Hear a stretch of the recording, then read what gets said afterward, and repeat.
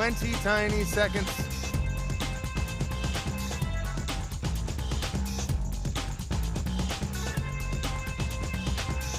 And we got a 10, 9, 8, 7, 6.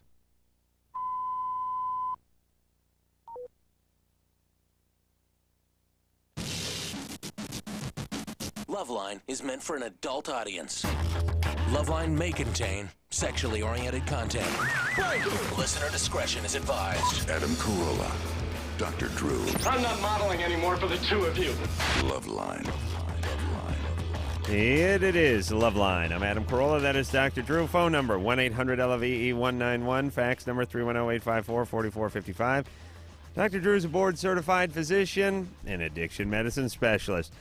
Tonight our guest is Trevor Goddard from, I just tried to say it like good day, from JAG, CBS, Tuesday nights. Of course, you know the beautiful Catherine Bell, who's been on this show from JAG, and I think that's been it from JAG on this show, by the way. No, I had the, on a webcast, and I'm blanking on her name.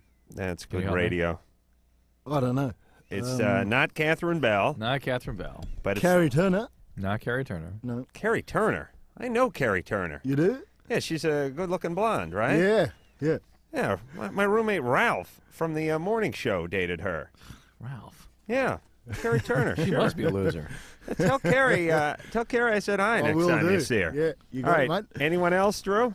Was it Help. someone else? Yes. Anyway, Trevor plays Lieutenant Commander Mick Brumby. He's the guy from Down Under with the law degree. And the show is I always insult the guests at this part of the show when I say how surprising it is that the show's worked out so well. But the show it didn't seem like it got out of the chute with a ton of momentum, but it's been building steadily over the months and over the years. Yeah, well, and it's doing real well, isn't it? Yeah, it got cancelled by NBC, I believe, the first season it came out, and CBS picked it up. And now I think it regularly rates in the top 10. Yeah, it's kind of, I don't know, I guess shows like that are a little more complex and have characters that you have to get to know take a little while to sink in, whereas a sitcom can be number one 3 or 4 weeks into the run. Right. A show like this, it seems like it builds slowly. Yeah, you got to get to know everybody and all the complex, dialogue and whatever for the courtroom stuff. So you can obviously tell that I have no idea what I'm saying. You're not really a lawyer. Yeah. Good. But, been nicked a few times, but that's busted. I like everyone from Australia. You're from Australia, right? Well, I spent a day there, but not, go on. Not New Zealand or some candy-ass place like that. That's right. Australia's good because the guys are regular guys. They like to drink. They like to brawl, but they like to say good times and good day, and they like to hug and get drunk more. And there's no gay guys in Australia, is there? Well, I don't know, mate. See? Give us a kiss and I'll let you know. Us means Trevor and his penis. All right. Well, I've never been there. Everyone tells me it's just like a big party. There's a lot of space and a lot of beer and a lot of people drunk having a good time. That's right. Come over, mate. We'll show you a good time. Is it all? Is the entire economy based around tourism? Because my picture, and I don't want to insult you, but I picture Australia by a bunch of people that are just drunk, sitting around waiting for people to come over and drop off money. That sounds about right. That's what I do. So when did you start your acting in Australia? No, mate. I came over here about 13 years ago as a professional boxer. That's right. And got a little lucky. Budweiser approached me, and when I was having a fight at the Forum, asked if I wanted to do a commercial, and I said, yeah. Better than being horizontal champion. So right. So went from there, and knock on wood, just kept going. And what was your record? How long did you fight? I was 59-1 as an amateur, and 8-1-1 as a pro. Yeah. 8-1-1. Wow. So it was going along okay. It was going all right. Yeah. And you stopped fighting though about 10 years ago, or 12, 13, right after this? Yeah. Last fight was in 91. Yeah. Wow. Yeah. Light heavyweight. Yeah, light heavyweight. You ever fight any guys we heard of? Keith McMurray was my last fight, and he was Sure, the dad from My Three Sons. Oh, I heard of him. No, it's Fred McMurray. Oh, It was his you're right. brother Keith. Ever get? Let's see. You ever hear the triplets who fight from? I'm trying to think of which one of them's a light heavyweight. Mike Weaver's. Oh, the Weaver brothers. Yeah. I sparred with him a couple of Oh, times. you did? Yeah. Well, I used to work with those guys. Troy. I think it's Troy. Troy, Weaver, Lloyd, and Floyd. Floyd. Yeah. Yeah. All those guys should have shot. That's why they're fighters. Mike Weaver was pissed off. Mike Weaver's heavyweight, heavyweight champion. Yeah. Back in the sort of mid '80s when they I had that remember his name, real revolving. Yeah. Ronaldo Snipes and guys like that were going in. Shavers, all those guys. Well, yeah, they didn't fight. the belts go in different directions and stuff? Well, there was this weird little time that was sort of after Ali and maybe before Holmes or a little bit after Holmes, but it was before Tyson, and it was just kind of a hodgepodge of guys coming in and out. But Mike Weaver was one of those guys. Yep. Now, Mike Weaver, who I used to work with at Bodies in Motion, is like 44, 45, maybe 46 now. He is still a brick S-house, this guy. I mean, not an ounce of fat on him. He was ripped up. 235 pounds. Yeah, He's he was 46 years old. And He just couldn't break an egg, but just he looked good. a brick house. Nice guy, though. And he has three triplet brothers, probably from some other dad or something. I don't know what it is. Lloyd, Floyd, and Troy. Anyway, they're real nice guys. I know one of them's a light heavyweight, so Yeah. that was the question. All right, so where the hell were we? We're going to the phones. That's where we're going. Alan? 19. You're 19 years old. Right. Okay, my question is I'm currently dating a stripper, and about 3 months ago I tested positive for chlamydia. Okay. And my doctor had told me that my body had become immune to that. My first question is the doctor didn't give me any treatment for that. Can that still be passed on? This story is rather strange, Alan. I got to tell you. That, Guys don't normally get chlamydia, do they? No, yeah, they do, but there's Not no that often. Oh, yeah. We don't hear about it. Oh, yeah. We do? Yeah, it's just what they don't get is this sort of chronic chlamydia that results in infertility. But they get, every time it hurts when they pee, it's basically chlamydia. Right. That's basically what that is. It's a So they confusing say name, that until you know? proven otherwise. I For understand. guys. I understand you don't like the name. Media or something. They ought to change it to a more masculine title so guys fear it. We'll have chick Guys media don't and dude fear media. things that start with clit. We go after them. We pursue those. You know what I mean? I know our colleagues seem to have problems with things that start with clit. Hey, listen, if you change it from cancer to clitster, guys would be praying that they came down with it. All right. But you don't get immunity to it. You always can get reinfected with chlamydia. Okay, I think what he's saying is that you must have had some blood tests that showed evidence of an immune response to chlamydia. But Right. The test I have, it says chlamydia pneumonia or PNEU. yeah, that's for pneumonia. Why didn't you wear a rubber, mate? Hey, Alan. Yeah. Alan, you have not talked to your doctor. Yes, I have. All right. I got tested. All right, Alan. Yeah. Alan. The chlamydia that causes sexually transmitted diseases is chlamydia trachomatis, Okay. not chlamydia pneumoniae. Okay. So Chlamydia pneumoniae causes sore throat and pneumonia. All right. So I don't know what the hell they were up to there, and unless you came in with a cough or something. No, actually, I found out one of my ex-girlfriends had, so I got. Okay, well, that's All right. not a worthwhile test. Let me talk to Trevor for a second. You know what I love about this show? The next caller will call in and say to Drew, "Are you a real doctor or just a love doctor?" Now, he's not reading out of any book. He's not looking at any teleprompter. He didn't make any notes on this call. He just knows all this crazy He's Latin a clever ass. bloke, isn't he? Yeah. See, when you don't smoke pot, that's what you can do. I've got a couple of questions for you later, mate. Oh, you can do it now on the air. It's fine. Alan? All right, so can he pass that to his stripper girlfriend? No, but this girlfriend is a stripper. 19-year-old is a stripper. How old were you when you had a stripper girlfriend? When I was a stripper, when I dated When you one? dated one. I see, because I was 14 when I was stripping in Mexico. That was for a while. That was just for a summer. It was just a summer gig. Uncle Oswaldo owned a club out there just south of the border. But It just seems to me. Oh, yes. I dated a stripper, Lindsay, or Catlin. That was her. That was her stage name. I must have been 26. 19 kind of young? 19. If you're dating strippers at 19, you're doing pretty good. Is that good or bad?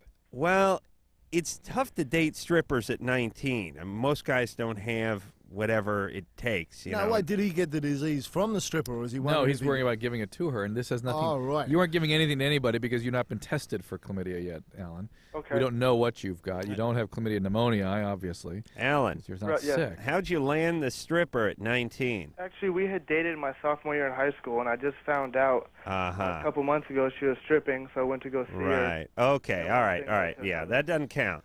It's like dating a celebrity before he or she becomes a celebrity. Doesn't really count unless they become a model, in which case it counts because that's only based on how good they look. Well, but See every what I'm model you and I have ever spoken to all claim That's right. ugly in high school. They were gawky, they were tall, they were gangly, and Awful. they couldn't Couldn't get date. dates. Couldn't Couldn't get get dates. Never went to the prom. Please. That's right, yeah. Claudia Schiffer was a real pig in high school. I bet the guys just made fun of her. Yeah. Sean? Surprised you even go to high school. Yeah, You know, probably got school at stoned. home. No, Sean? but you'd have to be school at home. Yeah, because you'd be raped at high school. That was probably it. Sean? Yeah. You're 15? Yeah. What's up? All right, like in the last year, like my body like became. Oh, sorry, I didn't mean to cuss. Like. You know what Adam does with people that aren't concentrating, right? All right. All right, Sean. It became all sensitive and stuff. Like whenever I'm with a girl and stuff like that, I'll be making out with her. I'll just roll up on her and stuff, and I'll come for no reason. Right. And I don't know if it's because like of what I've been doing. Like lately in the last year, I've been like smoking a lot and drinking and stuff like that. But No. like last year, that when it happened, like on New Year's Eve, like I got head from two girls, and it went so fast. It was like I didn't even know what happened. Two girls? Yeah. Lucky bloke, mate. What are you complaining about? Wait a minute. You got oral sex last New Year's Eve? I mean, No, 3 days ago? Yeah. 3 days ago at 15. By the way, I don't think you referred to last New Year's when it was yesterday. Yeah, it doesn't. If and you ain't the granddaddy of all liars. Now listen to me. Is this one fat girl with two mouths, or is this two separate women? There's two different girls. I don't believe it. I swear to God. How did you manage that? Did you know both of them? Wait a minute, Adam. You gotta, Shush up. wait a second. You got to put this in historical context. Remember what's going on with 13, 14, and 15-year-olds. I know. That's part of making out. What That's went the deal out on there now? What went on? Yeah, I mean, so they're freaked out that you're freaked out. Okay, They're like, what what's the happened? deal? I'm not pissed off. I'm not freaked out. I'm not scared. It was just like it pissed me off that it happened so quick. Well, what happened? Well, like first I was making out with this one, Yeah. the first one, and then I was gonna I know you hate this word, but I was gonna try to finger bang her. Whoa! I'm getting all sensitive myself now, mate. I got to take a break. Hold on. But she said, oh yeah, well I'm on my period, and then I was like, well hey, I'm not on mine, so you can go down there if you want. And so. Sean is like smooth. Yeah. And then so. What command of language. So she went down and she gave me a head, and then that one it lasted like a minute, and then I was like, all right, I don't know what happened, sorry. Right. So, and then So he's concerned about the fact that he ejaculated so quickly. And then so what Right. happened was, And then how'd the second one come along? well, I just ditched that one because I wanted a new one. So Oh my God. it's New Year's. You got to go with it as many as you can. Yeah. Oh, Oh, Sean. please, Well, you Sean, gotta this get- is nonsense. You're 15. Come Take on. some Valium, mate. Settle down. Yeah, yeah, by the way, he did say he was getting drugs and alcohol stuff. So Well, Yeah, I'm but not really on that much. That's not going to make you more sensitive, is it, Drew? It's going to numb you up. yeah, some guys can become a little more sensitive with these things, but not to that extent. No, this is just But- being 15. Yeah, he needs to pick up a little Corolla method here. Yeah. What's that? Stay home and masturbate Yeah, and cry and nap. and nap. That's right. But he does need a little touch of the Corolla. That was my New Year's resolution: more crying, napping, and masturbating. Not in that order though, but more of that. All right. And what did anyone make? I don't make New Year's resolutions. Anyone, Trevor? You make? No, any of not those? really. Yeah. No. No. It's I don't trust people. That, you know what? It's like be better, do Yeah. better. Yeah, you're right. You're right. Yeah, I don't trust people in general who say like, here's been my approach to life, and it's actually it's only worked out in the last 6 months or so. But here's my approach anyway. A lot of people do like they're like, I'm gonna eat a 6-pound block of butter that's been rolled in sugar because I'm starting my diet. Yeah. Next week, or I'm going to quit smoking on this date, or I'm going to start my diet on this date, or I'm going to do whatever on this date. And I would always say, why don't you just start cutting back now? No. Now I'm going to start on this date, New Year's or my birthday or whatever it is. And those people never seem to start that date. Or they do that date, but then 3 days later they're back with it. And then when they're on, they're on. For the next day. Right. And my thing is you want to start your diet, just don't eat so much tonight. Yeah. Yeah, but you don't have to not eat a week from now. Just don't eat so much tonight. That's not fun for people. Or there's nothing to hang their hat on, or it's not alluring, or there's no BS in it. I think it's too real. It's not fun enough. Better just to eat the entire pizza. You'll start the diet next week. It's not gratifying, yeah. Right. All right. Dustin? Yeah? You're 15? Yeah. What's up? You're on with Trevor Goddard from JAG. Okay. CBS, 8 o'clock Tuesday nights. Good idea. Okay, anyway, my question was that, Adam, Yeah. could I get a copy of the theme song from Taboo 2? Oh, that's right. You mean just the words or an actual copy of the An music? actual copy of just the music. This thing we're hearing in the background? Yeah. Yeah. By the way, I'm going to post, as soon as we get our forums back operating again, I'm going to post the lyrics at drdrew.com if people want to check that out. Dustin, did you like that theme song? Oh, yes. Yeah, it was nice. I think Very funny. I think we ought to let Trevor hear it. This is Trevor, how old are you, if you don't mind me asking? 34. 34. So I'm 35, so we're about the same age. So I didn't grow up in a house that had a VCR in it because this was considered space-age technology to my father, But the point is I got hold of a porn movie when I was about 19, and I didn't even have a VCR, but my buddy had one. And I used to watch it. It was his porn movie, and it was Taboo 2. And I haven't seen it since I was 19, and I miss it. It's like an old girlfriend. And I found it the other day. Yeah. Actually, I didn't really find it. I Drove hunted across it the down, county, yeah. And I got hold of it, and I heard the old theme song that I hadn't heard since I was 19, and like a Pavlovian dog, my penis began to salivate. and the theme song goes a little something like this. It's really enjoyable. You got it? To set the scene. Well, Taboo 2's a movie that chronicles the life of Junior, who's a young teenage boy who is having sex with his mom and raping his sister. So they wrote a song about it, much like they wrote about Tom Laughlin in what the hell was that movie? Billy Jack. Billy Jack. The strong theme Very song. Very much of a Billy Jack type theme. Yeah, Yes. yeah. Let's just hear the song. I really enjoy this. Got to listen to the lyrics. He has it all. Yes, he does.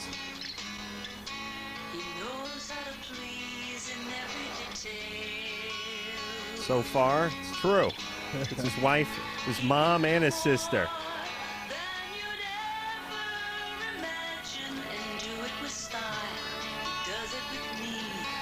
Oh, yes, he does. That's good writing. This is the part that discusses how complex he is. But you don't. See that? You don't know him. He's getting his mom and his sister. What he wants you to see.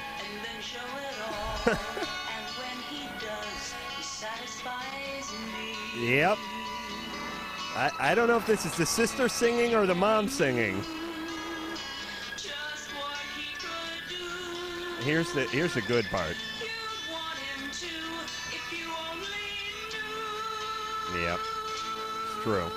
So that's classic. None of the synthesizer crap you hear in today's porn movies. Aside from the fact that I find it just an eerie, offensive window into the 70s, the fact that this probably gets drives money for ASCAP that they deliver right to these a-holes is more than I can bear. Listen, his mom and sister were asking for it.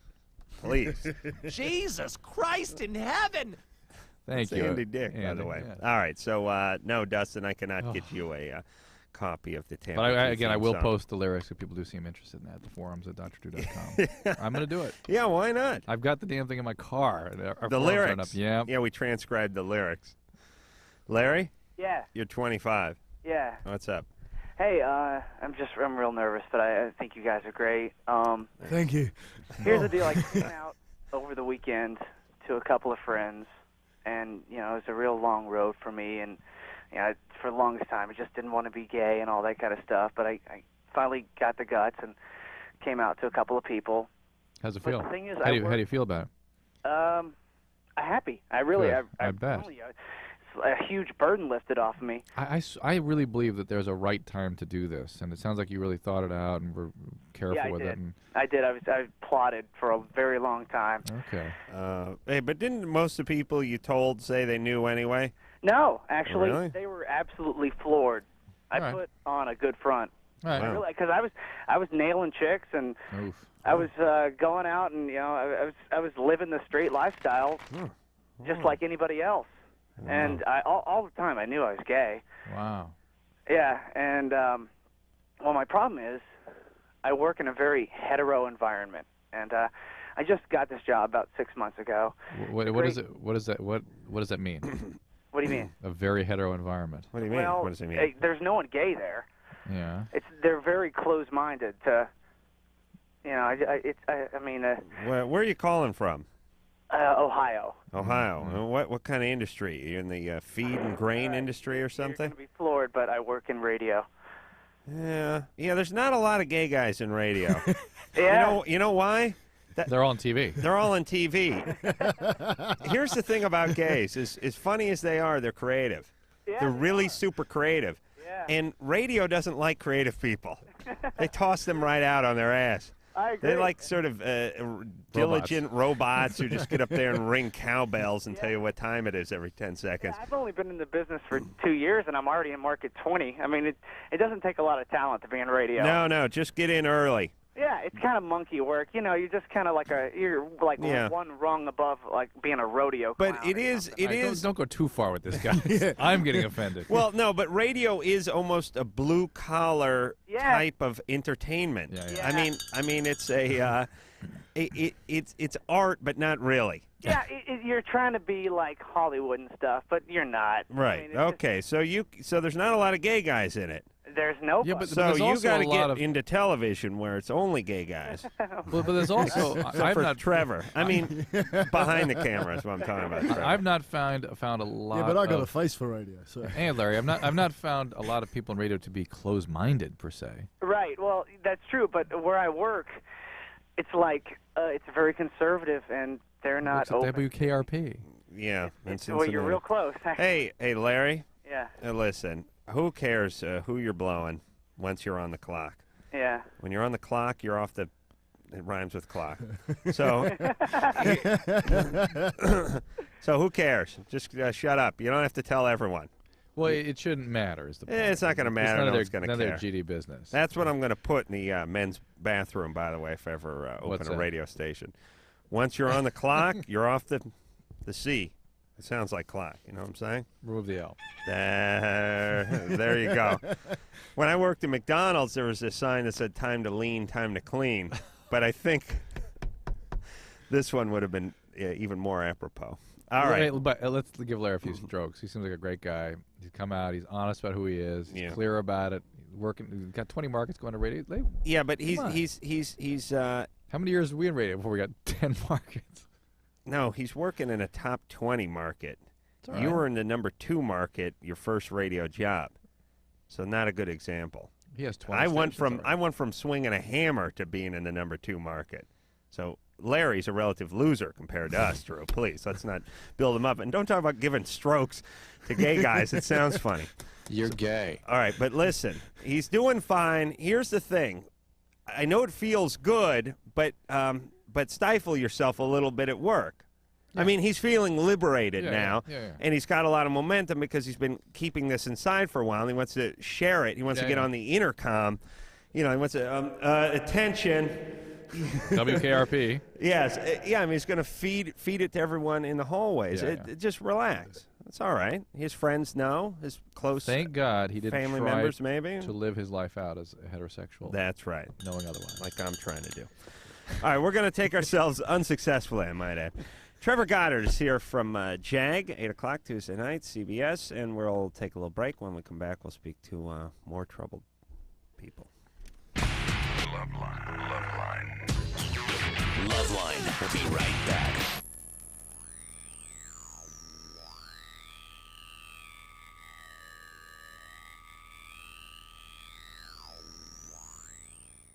Did you pack underwear? Check. What about socks? Check.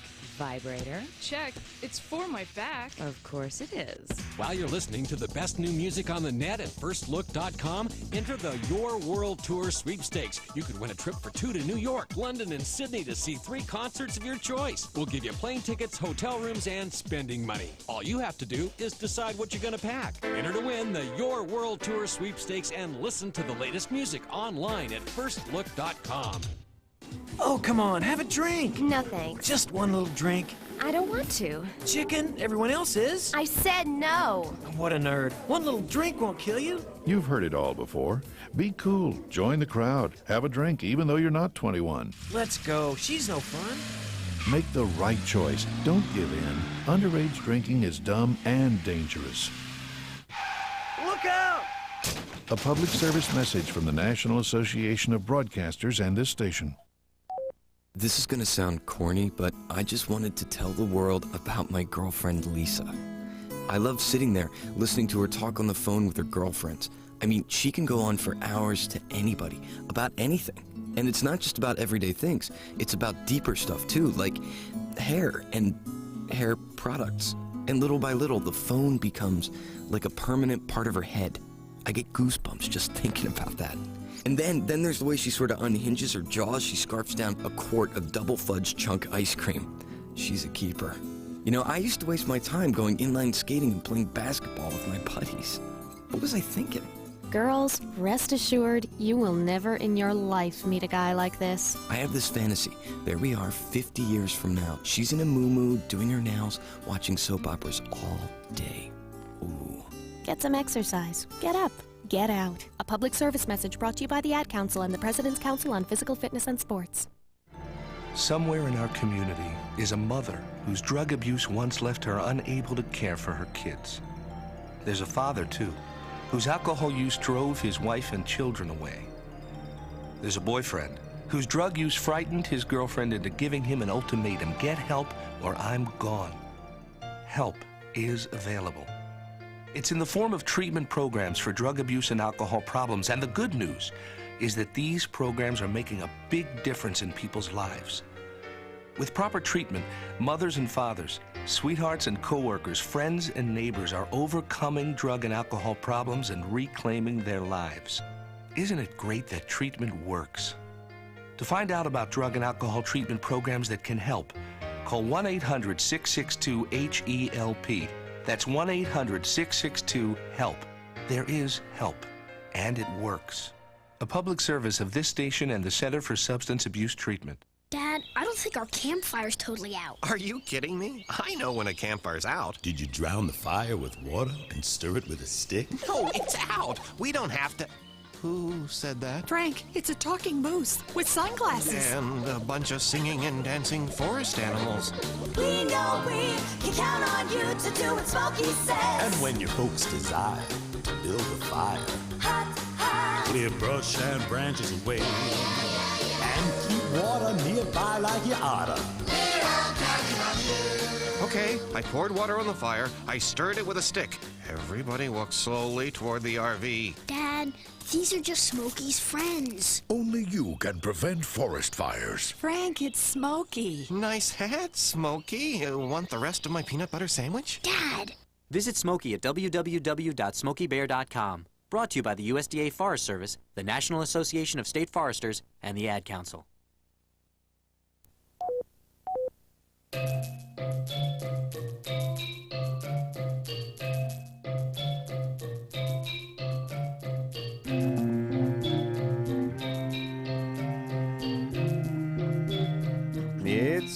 LoveLine. I'm Adam. That is Drew. Phone number 1-800-LOVE-191. Trevor Goddard is here from JAG. CBS, 8 o'clock Tuesday nights. He plays Lieutenant Commander Mick Brumby. And JAG's in the top 10, thank you. I guess it's third season, fourth season? No, it's the fifth season. Fifth season now. Well, I guess it'd have to be, yeah, because we've had Catherine Bell from the show has probably been on this show 3 years ago, and it didn't start that day. We're about to shoot the 100th episode. Wow. And we're going down to Sydney, Australia to do it. It's going to be a two-parter, and quite a big affair. I can imagine. Yeah. And that's where are you from in Australia? Perth, the West Coast. Sure. Yeah. No, I know what Perth is. No, I know Perth because in the Dingo Boy theme song, he came from Australia, and he searches every city, Melbourne, Queenstown, and Perth, to find his parents' killer and put them in the earth. That's why I know Perth is in Australia. Thank Was you. the killer from Perth? Well, Dingo Boy, you don't I don't know him. Dingo Boy was a guy who was half man, half dingo, and what happened was his parents were archaeologists, and they're out in the I got a hairy back. They're in the outback, and his parents were killed by an evil guy, and he was raised by dingoes like they were his own, Yeah. But when he got older, his human nature made him realize that it was time to leave the pack, and he had to search for the people who killed his parents. You see. And he searched in Queenstown and Perth and other Australian places. Rudyard Kipling. Let's get on with the show here, shall we? Ricky Tikki-Tavi, here we go. Run, run, Dingo Boy. All right. I, of course, played the lead Dingo Boy. Mike? Hey, how you doing? Good. You're 20. Yeah. I have a question. I'm a missionary for my church, the Mormon church. Right. And we ride our bikes quite a bit. Indeed. Yeah, why do you guys ride bikes? Because it's sufficient with the price and all that. We don't have to spend money on cars. Do you have the saddle on it? They didn't spring for seats, no. Do they buy you a bike? Is that it? No, we buy it ourselves. But are there... Okay, let me ask you this. Okay. You go somewhere when you do these missionaries, right? Yeah. And, Donny Osmond was I was talking just to thinking, us about did that. Donny Osmond or his son have to ride a bike? I think they have mopeds, the Osmonds. They're kind of a step up. But you go somewhere, you could go to a different country, you could go to a different state, a different city, and then when you arrive, you have money to buy a car. Can you get a car? No. No. Well, sometimes in some places they provide a car. Like, I've been in an area where we do have a car. Uh-huh. And so it depends on what size of an area. You get the Mormon mobile? It's a Toyota. Oh. That sounds good. Mystery machine. And you guys never ride mountain bikes, though. Yeah, I have a mountain bike. Oh, you do? Yeah. And that's all right? Yeah. They don't mind you, like, riding wheelies and, bunny hopping and stuff? I mean, I never see the Mormon guys on the mountain bikes. They ride... You know what kind of bikes they normally ride are those ones... From the 50s. Yeah, they ride the bikes that like, every school had one geeky teacher that rode a bike to school. Like, there, Mr. Birkenstock rides a bike. It was that bike. It was kind of like the bike that the Wicked Witch rode on The Wizard of Oz before she turned into the Wicked Witch. Yeah, I've seen those. Yeah, you got a mountain bike? Yeah, I do. I like this today's Mormon. So, anyway, what's your question? What is your question? Well, since we do ride our bikes a lot, I'm wondering if that will affect me when I do have sex. And what do you mean? Like, will I be impotent and all that? I don't know. Yeah. Well, not only will you be potent, but you'll probably be able to keep at it for another 20 minutes. Good. Those big, strong thighs from pushing that bike around all day. Well, Mike, there actually is some concern about excessive bike riding and damage to the sort of underside where you sit down. There's something called the pudendal nerve that runs right through there, and that's the one that goes to the nerve to the penis. Okay. And you can crush that and injure it and do all kinds of Hold funny on. things. Do you think to the it. good Lord would do that to one of his servants out spreading the good news? The important thing is that you Jesus, have Drew, a use your brain for a second. well-padded seat. This guy's okay? out trying to trying to spread the good word, and the good Lord's going to cut the scrotum off. He's not. The Lord is not into men spreading other things than the good word. Certainly, See, he'd want a guy like young Mike to spread his seed sooner than he'd want some delinquent gang member from the inner city. He doesn't want the seed going too far. See. Rest assured, I'll wait till I get married. All right. Are you a virgin now? Yes, I am. All right. You have By to say choice. that. Okay. Yeah, that's what I used to say when I was 20. All right, Mike. Hey, do you just ride around from house to house? No, to our appointments. If we go knocking on doors, we walk. I see. Where do you live, mate? Right now. I'm in Sacramento. That's where my mission is. Oh, right. You're from Salt Lake City, though. I'm from Utah, like southern Utah. Right, and now you want Sacramento. Not a bad gig. No. It's not Sri Lanka or something like some guys get. Right. I have friends all over the world. I bet. Yeah, I mean, there's some pretty bad places you could go to. Yeah, I really like Sacramento. All right. So what do you do? Do you knock on people's door and try and convert them to be Mormon? Is that correct? Well, I guess that's basically, yeah. We just talk to those people that are willing to talk to us. We don't force anything. Right. And you figure if 1:30 in the afternoon on a Tuesday and they're still in their bathrobe, they got time. Yeah, they got time, but they make excuses. Yeah, I know. All right, listen. Good work. Hey, love your show, guys. Good. Mike, Keep thanks. it up. All right, bye-bye. Listen, I don't mind guys. What about out my there. show? Hold on, mate. Get him back. No, Mike's great. I don't mind guys out there on their bikes trying to get people in line. Yeah. It's no problem at all. That's why They I need to got- go to the jail, though. Much easier for them, wouldn't it? just to ride the bike right into prison and convert some cons. I think That's where people find I think God. they get their bike stolen. Christina? Hello? Hello, you're 15. Yep. What's up? About a week ago, I gave this guy blue balls, and I was wondering, does it take a long time for them to get over it, and do they get mad at you for doing that to them?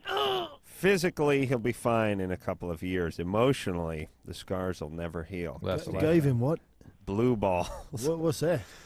They must have another name for it, like diggery-doo balls or roo balls or something. They must call them roo balls in Australia. Christina, wait, what happened? Hold on. I got to talk to Trevor for all a second. right. You know when you're with a bird? Yeah.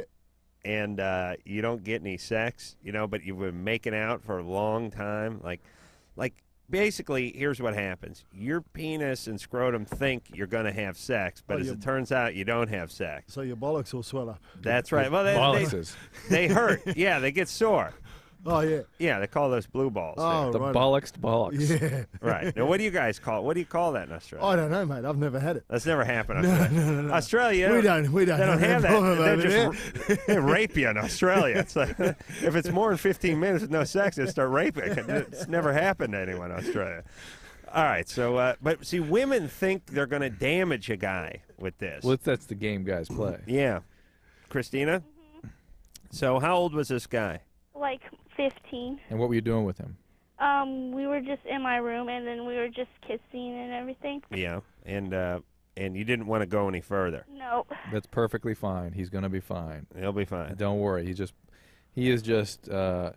His ego's hurt. If he's pissed off, if he's angry, merely because he didn't get as far physically as he intended, and he doesn't care enough about you to kind of maintain the relationship, forget him. It's Yeah. over. Okay. It's over. He would have left you Yeah. anyway. Okay. Hey, Christina, you sound like a particularly young 15. Naive 15. Yeah. So you do know that men are evil, right? Yep. Okay. Right, good. Like your dad, right? Uh-huh. Yeah. Where's he? I don't live with my dad. Yeah. We knew that. All right. See? He's evil? Yep. Okay. He ever do anything bad to you? Nope. Okay, but maybe to your mom? No. Well, how do you know he's evil left. then? He just left. No, because, like, I haven't seen my dad, like, in a year. Mm-mm. And, like, he's been off, in and out of our lives. Do you hear her voice changing? when she talks? Yeah. Yeah. Wow. And, Do you miss him? Oh, yeah. And, he, expects us to, like, forgive him for all the things he did to my mom. Like what? Like, he used to beat on my mom. Well, that's what Adam's Wasn't I saying. asking about that? Well, yeah. All right, so you used to beat on your mom? Yeah. Yeah. Okay. I can always hear it in the voice. Hey, Christina? Yeah. But good. You stopped this guy. You didn't go any further with him. Yep. What happened? Why didn't you go any further? I just felt that I wasn't ready. Oh, my God. Good girl. Good. Good girl. You'll never be ready. Christina, listen to me. Yes. I'll call you and tell you when you're ready, okay? Okay. See you in 2020. It'll be about 14 years. Yeah. Okay? 2015, something like that. Wait by the phone. Okay. And if you take a shower, take it off the hook so it's busy. So I think you're talking on the other line. I'll call you back, all right? Okay. All right. Bye. Yeah. That always, you see, whenever you get that little girl thing, that unsure little girl voice, it always means Dad's not around or Dad did something bad. And, you know, people always, they want to know how we know so much. No, how dare we? No, how dare we? Sorry, thank you. What did I say, how we know so much? Yeah, no. Well, no, I didn't finish that. What I mean is how do we claim to know so much about someone we've only spoken to for a couple of minutes and who we can't see in person and so on and so forth? But I say the reason we know so much is because we don't know them. I mean, we're totally unbiased. Yeah. We hear it all for the first time, and we make our decisions based on their voice, their inflection, their cadence, and what they're telling us. But when you're looking at somebody, you can get caught up in that. I mean, you can get caught up in their ethnicity, you can get caught up in their weight, you get caught up in their beauty or their lack thereof. You can get caught up in a lot of stuff, and when you know somebody well, you can get kind of screwed up with that, too. Just hearing her voice, I know something's up. And Mate, it's I weird. feel so sorry for her. Yeah, well, but it seems like she's got a lot of common sense and way more than the average for someone in this situation. Yeah, good on her. Usually she'd be a great victim, and she's at least not she's doing not. That. At least she's not That's doing right. that. All right. We are going to take ourselves a little break. When we come back, we'll speak to Leslie, 16. She's got an update. She was involved with she's involved in a murder. She talked to her mom. Remember this? Yeah. Just a couple weeks ago. Yeah. All right? All right. We'll get to that after this. LoveLine, 1-800-LOVE-191. Back in a minute. Well, it's worth hearing.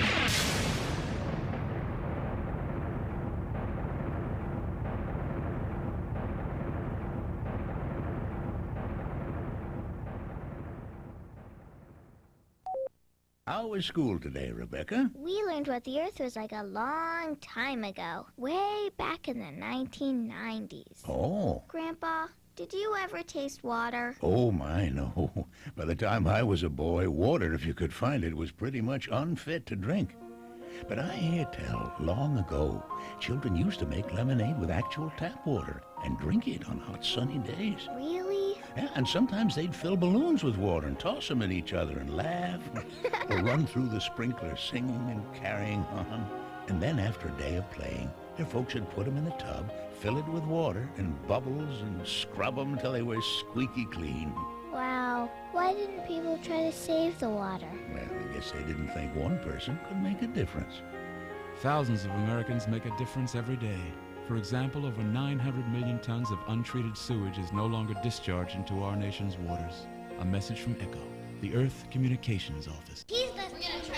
Okay, class. This part of the museum is known as the Hall of Trees. What's a tree? Large plants that once covered much of the Earth. This is a full-scale model of a maple tree. What are those green things? Those were called leaves. They took in sunlight, nourished the tree, expelled oxygen, creating air for people to breathe. People didn't breathe out of air tanks? No, then air was everywhere. The sky was blue, even the ocean was blue, The ocean was blue? and filled with fish. What's a fish? When you protect the Earth, you protect your health and that of your children. We're making progress. There has been a significant improvement. 20 years ago, air pollution in Los Angeles exceeded health standards on 4 out of every 5 days. But we still have a long way to go. Here's the Hall of Weather. Press that button and you'll hear a rainfall. Why'd they need rain? Without rain, a flower couldn't grow. What's a flower? One person can make a difference. A message from ECHO, the Earth Communications Office.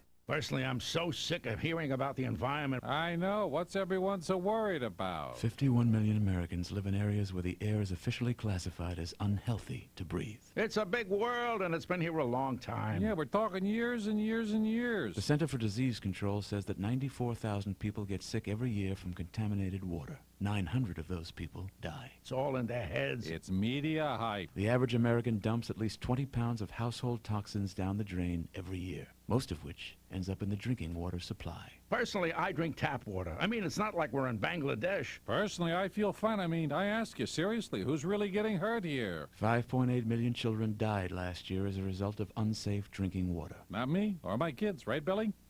Billy? Where are you? Can one person make a difference? Today, 66% of our rivers and lakes are safe for fishing and swimming, a third more than in 1970. One person can make a difference. A message from ECHO, the Earth Communications Office. And now, Vince and Larry, the crash test dummies, with a lullaby. Crumple, crumple, little car. When you crash, it's au revoir. If on dumb luck you rely, through the windshield they will fly. Keep your children off the streets. Put your kids in safety seats. Crumple, crumple, little car. Don't be dummies like we are. Gee, Vince, I'm kind of sleepy now. Okay, Larry, just crash anywhere. You could learn a lot from a dummy. Buckle your kids' safety belts. A message from the Department of Transportation and the Ad Council. Oh, come on, have a drink. No thanks. Just one little drink. I don't want to. Chicken, everyone else is. I said no. What a nerd. One little drink won't kill you. You've heard it all before. Be cool. Join the crowd. Have a drink, even though you're not 21. Let's go. She's no fun. Make the right choice. Don't give in. Underage drinking is dumb and dangerous. Look out! A public service message from the National Association of Broadcasters and this station.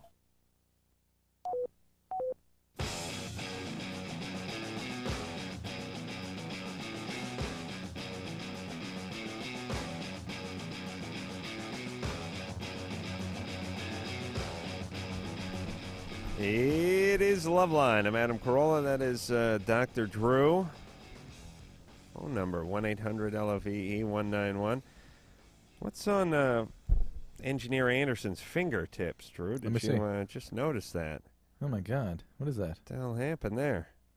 I got some severe burns on the new year. From what? From a fire that they crack were, pipe. Bong exploded. Some guys were protesting something in Seattle, and I didn't agree with their protest, so there's some fire handling and whatnot. Wow. Yeah. Did you get into the Space Needle and all that stuff? They finally. No, they shut all that down. Wow. What were they guys protesting? The WTO garbage still. They burnt a bra, and Anderson dove on it. No, actually, tried to save one of the cups. They burned a bridge. Really? Wow. He got burnt trying to. You must have been drunk. Is this a true story? Oh yeah, I don't lie. What the hell were you doing in Seattle? It's his home, isn't it? No, it's not my home. I work here. No, but I thought you had some history in Seattle or something. No, I just got really good friends that live there. Okay. All right. There you go. I sat home and watched a Hollywood sign, which I can see pretty clearly from my house, and I thought was going to be a big deal, and it didn't turn out to be too much. It made me realize L.A. just, I mean... The bland of the bland. Yeah, I mean, here's what you got with L.A. L.A. is...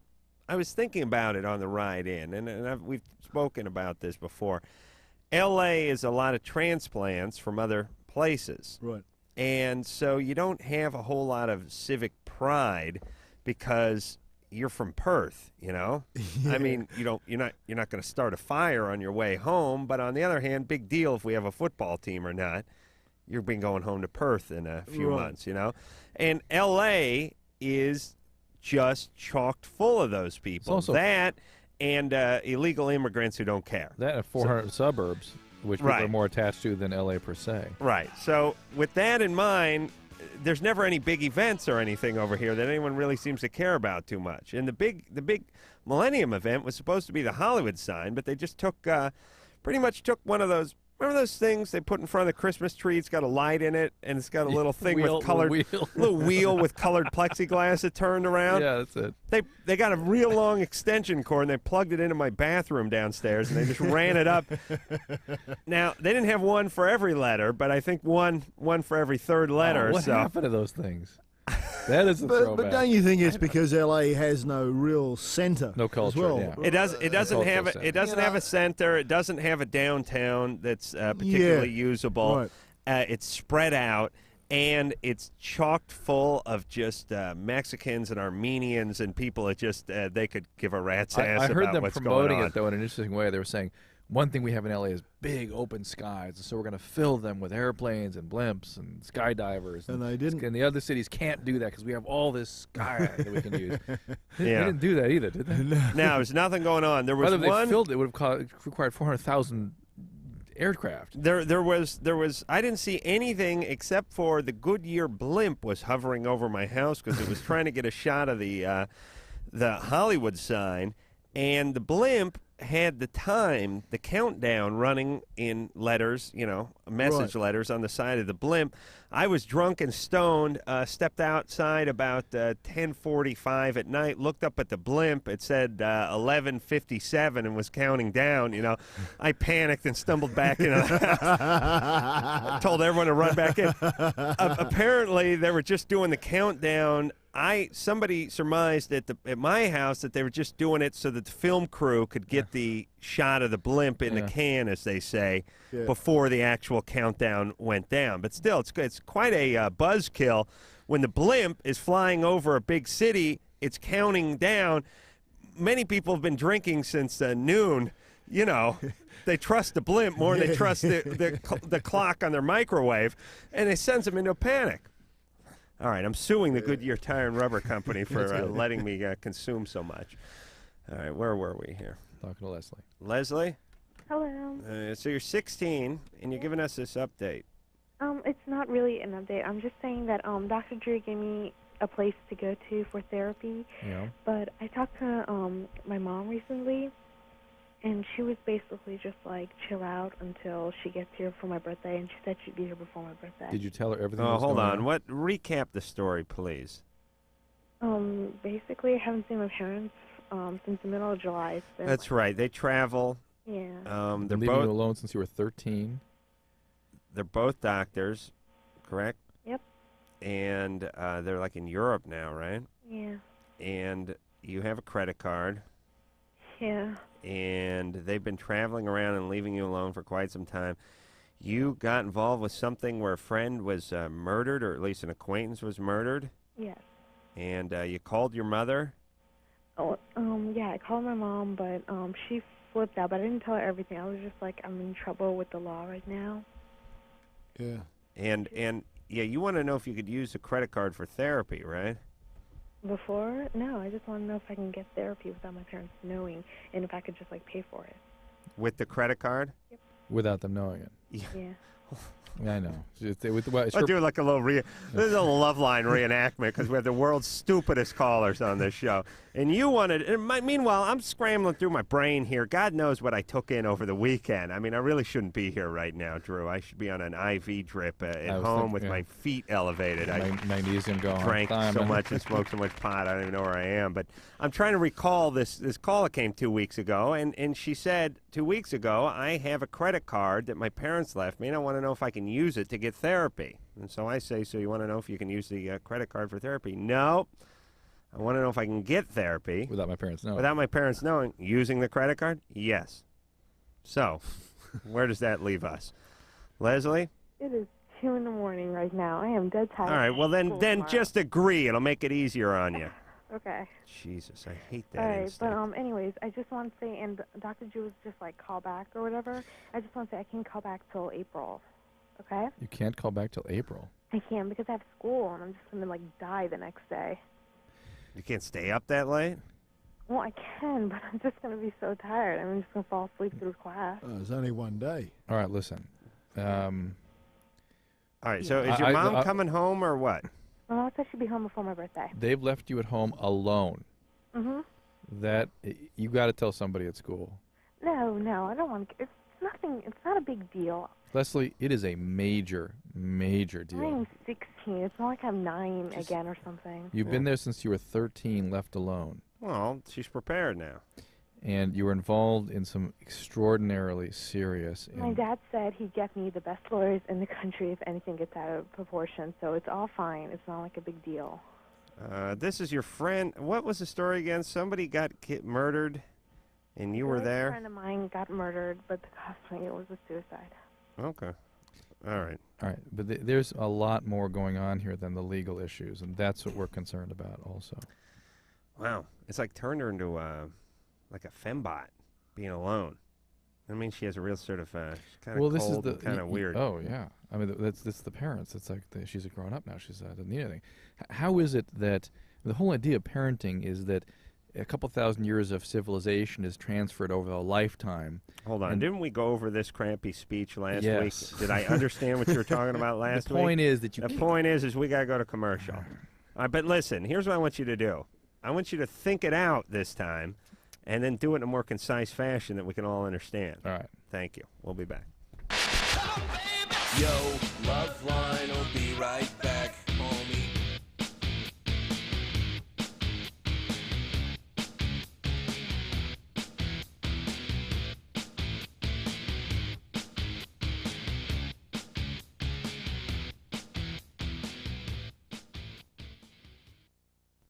These are the sounds of today's kids.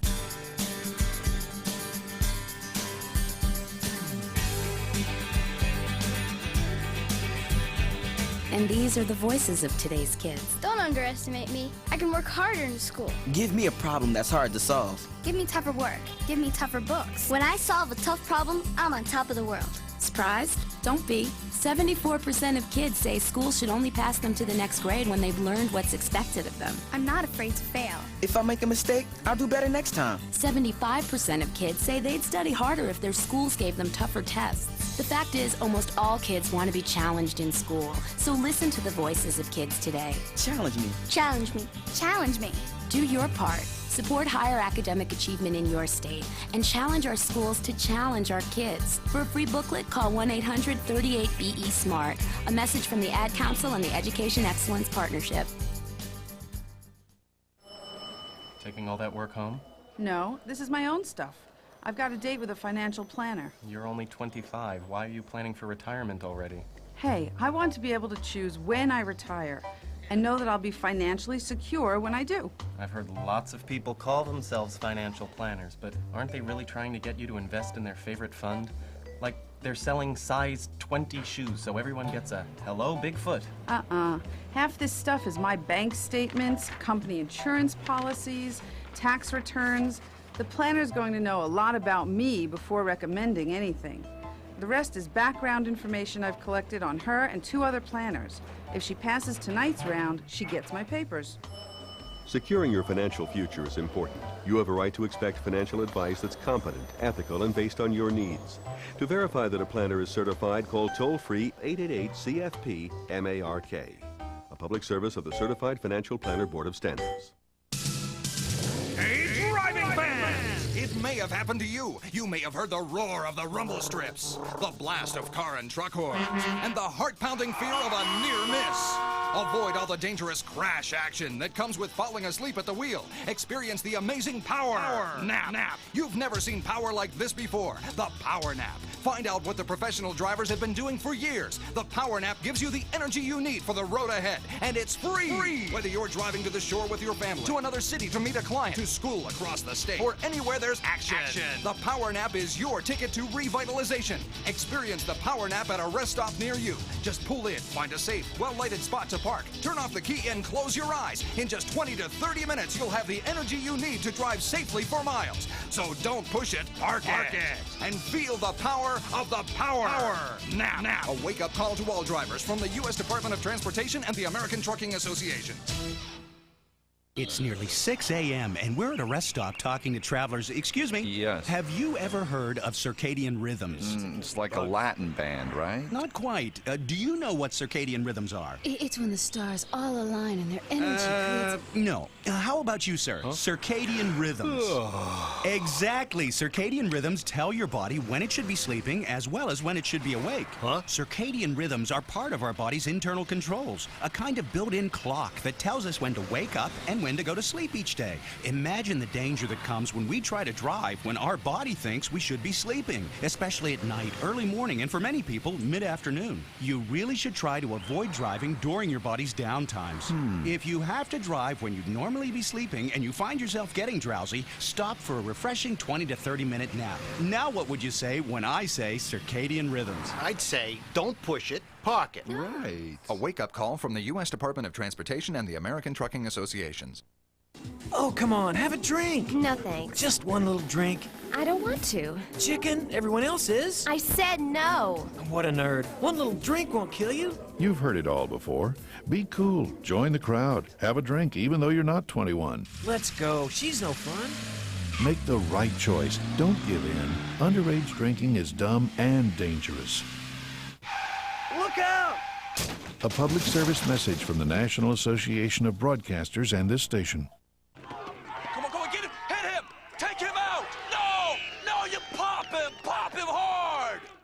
What are you doing out there? Listen to me. When he goes up for a shot, you nail him. It's simple. Kira! Don't let her get past you! Get in her face! Push her! Push that little... Sports isn't about beating kids down. It's about building them up. What are you teaching your kids about violence? A message from the National Campaign Against Youth Violence and the Ad Council. For more, call 1-800-CHILD-44. Message furnished by the NFL.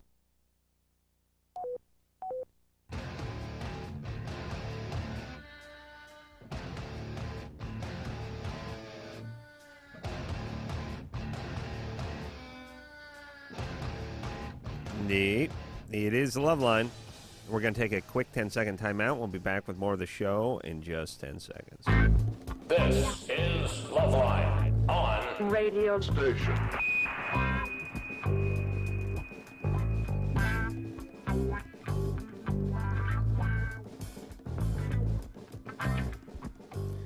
It is LoveLine. I'm Adam Carolla. That is Dr. Drew. Phone number 1-800-LOVE-191. Trevor Goddard is here from JAG, CBS, Tuesday nights, 8 o'clock. Trevor also has a movie coming out, Gut Feeling.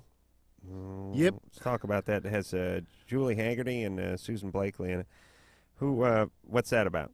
It's a little independent movie, and it's all sort of little vignettes that sort of all come together at the end.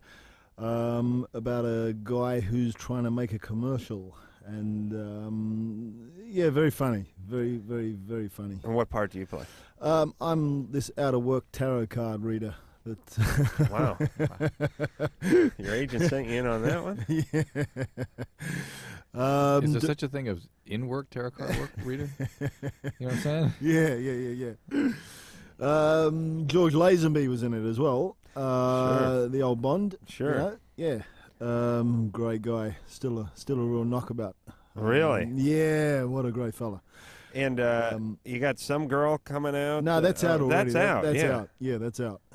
Yeah. When did that come out? It won the LA some LA award, Independent Film Award. Oh, that's right. And then it was released. Yeah, it's out Marissa Ribisi. Yeah. Who was in here a couple of months back. Yeah. Did that film. Yeah. And Lisa, phone screener and interim producer, Lisa saw it and said it was excellent. Yeah. Just didn't you rent that? Yeah, it was my favorite movie of the entire year. Is that right? What's it called again? Some Girl. Some Girl. Yeah. Now there was another movie with Patrick Dempsey in it that came out like 15 years ago called Some Girls, I think. Right, they had to change the title of the movie. Oh, really? Yeah, because there was another. There was a Some Girls. Yeah, and this exactly. they went to Some Girl. Right. Oh, Yeah. you see? Wow, that's instant gratification there from The fact that Trevor Goddard. Normally I get a lot of blank looks and what are you nuts? And then later on I prove myself right, but it's off the air. Right, Drew? Yes, sir. That's kind of how my life works. Yeah. When the room is then cleared out, then it turns out And then you're total, pissed. total And then vindication. The rest of us must suffer. Then I get upset. That's right. Brian? Yeah, hi. Some Girls, by the way, is a good movie if anyone wants With to your rent pot that. habits lately, I don't know if your memory is going to withstand. what Hey, you've been doing. listen, I was telling Trevor and Drew during the commercial that I'm such a lightweight now, or the pot has become such high-octane marijuana now, that I no longer smoke my own pot. I smoke what's left in the bong. The smoke that's left in the bong is what gets me higher than a kite. I don't even know what would happen if I smoked a bowl of pot. Hey, listen, I can't even smoke weed anymore. I smoke what's left in the bong. And I'm high and paranoid for 9 hours after that. I want to hear this. What is left in the bong? I don't even smoke my own weed anymore. That's me during the commercial explaining to them. Thank you. Yeah. We would do that more often. Just let you just sit back and relax. We'll just play what you said during the commercial breaks. Well, it's true. If I smoked a bowl of pot, I think I would just go insane. You'd have to lock me up somewhere. I just smoke what's left in the bong, the residual smoke in there, high as a kite. Entire New Year. Brian, who's 14. Hey, what's up? What's up there, Brian? Happy New Year. Hey. You too, mate. Thanks. Okay, well, when I was born, I had a dysfunction on my penis when it was like rolled up in a ball, and I wouldn't have been able to have an erection. So I had hypospadia repair, and I've had numerous things wrong with it. Like I've had leaks, like 2 holes. I've had torsion with my balls. It's like when they twist, and my penis has not grown at all since like the repairs. Well, at least you have an excuse. Yeah, mine hasn't grown either. Yeah. Well, we don't have a note from the doctor. You had a hypospadia repair. Was that the problem? Was hypospadia? I have no idea, but I was just wondering if that's normal for your penis not to grow. Well, at 14, you got a good 7 or 8 years left of growth. Okay. Right. You got to squeeze a 1/16 of an inch out of those 7 or 8 years. Do you otherwise have normal body hair and that sort of thing? Yeah. Yeah. And hypospadia is basically the spigot doesn't get all the way to the tip. Ooh. Wow, that sounds like a bad hand. And then like I had plastic surgery on it and everything. Hold on. You mean the urethra doesn't get to the end of the penis? Right. Well, where's it stop? I'm drawing it for Adam. Draw the penis, would you? Like out here. So wait a minute. Draw the urethra, and it'll come out the side. Or here. It's on the bottom usually. Yeah, it's like a novelty penis, like a dribble glass or something, right? So they have to basically have to create a channel, roll it back around itself. Will your urethra actually poke out a different hole, as if you just had a port in the side? In the bottom. In the bottom, and actually, you'd like that could come in handy for oral sex. Yeah, because be like, don't do it in my mouth. Don't worry. Don't you see this? You see this cup I have on my thigh? It's all going in there. You don't have to move. That's the greatest. Are you kidding? I want to get this operation. I want to be put like this. They actually can strap a feed bag right here. That's right. Yeah. You just put you strap a little lobster bib around your penis. The girl never has to stop. It's never interrupted, and it just comes out the side. Maybe it hits her in the ear. That's the worst case scenario. So okay. So it comes out of the side. Bottom. At the bottom. Yeah. Or it could be anywhere. But the bottom. But is there a hole at the end? Sometimes. And so how do they reroute it? They have to slice things open here and fold it around itself, basically. Oh boy! So open it up and it works fine. Everything gets repaired. Maybe. Wait, did he go? He had something more going on. They had torsion, meaning his testes twist on themselves and get the blood supply cut off, and so you wonder if his testosterone levels are normal. And why? Why do you have torsion? Yeah, I mean, what does that have to do with testosterone levels? Well, if he'd injured the testes by having the blood supply cut off later, problem. But he says he has normal body hair and body growth. I suspect his penis is just affected by all the operations. He said it was curled up in a ball. Which is maybe his perception of what Mine it was. does that when it sleeps. Maybe it's when it's scared. And scared and frightened, yeah. It sleeps in a basket. It likes to sleep by the dryer during the winter because it's warm down in the basement. Except for chews up my gym socks, so I got it out of there. I'm not sure that's spit. Veronica? Hello? You're 16. Yeah. What's up? I had sex with a foreign exchange student. Whoop. You had sex with a foreign... Somebody just picked up your phone there. Yeah, I know. That was my friend. Oh, okay. Right. So you had sex with a foreign exchange student. Yeah. And I thought I was pregnant for a while, but I wasn't, and now I don't want to have sex with him anymore. Your friend's got to hang up. We can't hear you. Can't hear. And, there we go. Okay. And I don't want to have sex with him anymore, but he keeps like sending me emails and stuff, and I want to be friends with him and everything because he's cool, but I just don't want to have sex with him anymore. Where's he from? Germany. And why don't you want to have a relationship with him? Because I'm not too good with relationships. How come? I can't deal with boyfriends. How come? Because she's not too good with relationships. Come on, Drew. Because, I don't know, every relationship I've been in, people turned out to be psychos. And he's now emailing you from Germany? No, he's here. He's still here. Oh, he's not gone back to Germany. Right. Naturally enough, just assume there'd be So what would happen if you just stopped replying? Well, I have classes with him. I'm going to paint the story of Veronica. Veronica's got an a-hole dad who left everybody and maybe was abusive before he bolted out. And then she got out and went and picked up on a series of guys that were just like that. And now here's actually a good guy, a nice guy. She'll have none of that. I'm done with guys now. Interesting. Yeah. He ain't that nice. He's not that nice. Everything was good up to he's a real nice guy. He's okay, but... See what I'm saying? Yeah, but hold on. Veronica? Yeah. Do you know what Drew is saying? First off, is it true about your father? Yeah, he was an alcoholic. Okay. He used to be my mom. Okay. He How beat did, you. how did I know this, Veronica? If Lucky guess. Yeah. And he abandoned the family. Yeah. Okay. Well, not abandoned. My mom left. Okay, but she left him because he's an alcoholic abuser, right? Yeah, but we All right. stayed with him. Oh, your mom left and you stayed with him. Yeah. Oh boy. And until I was 13.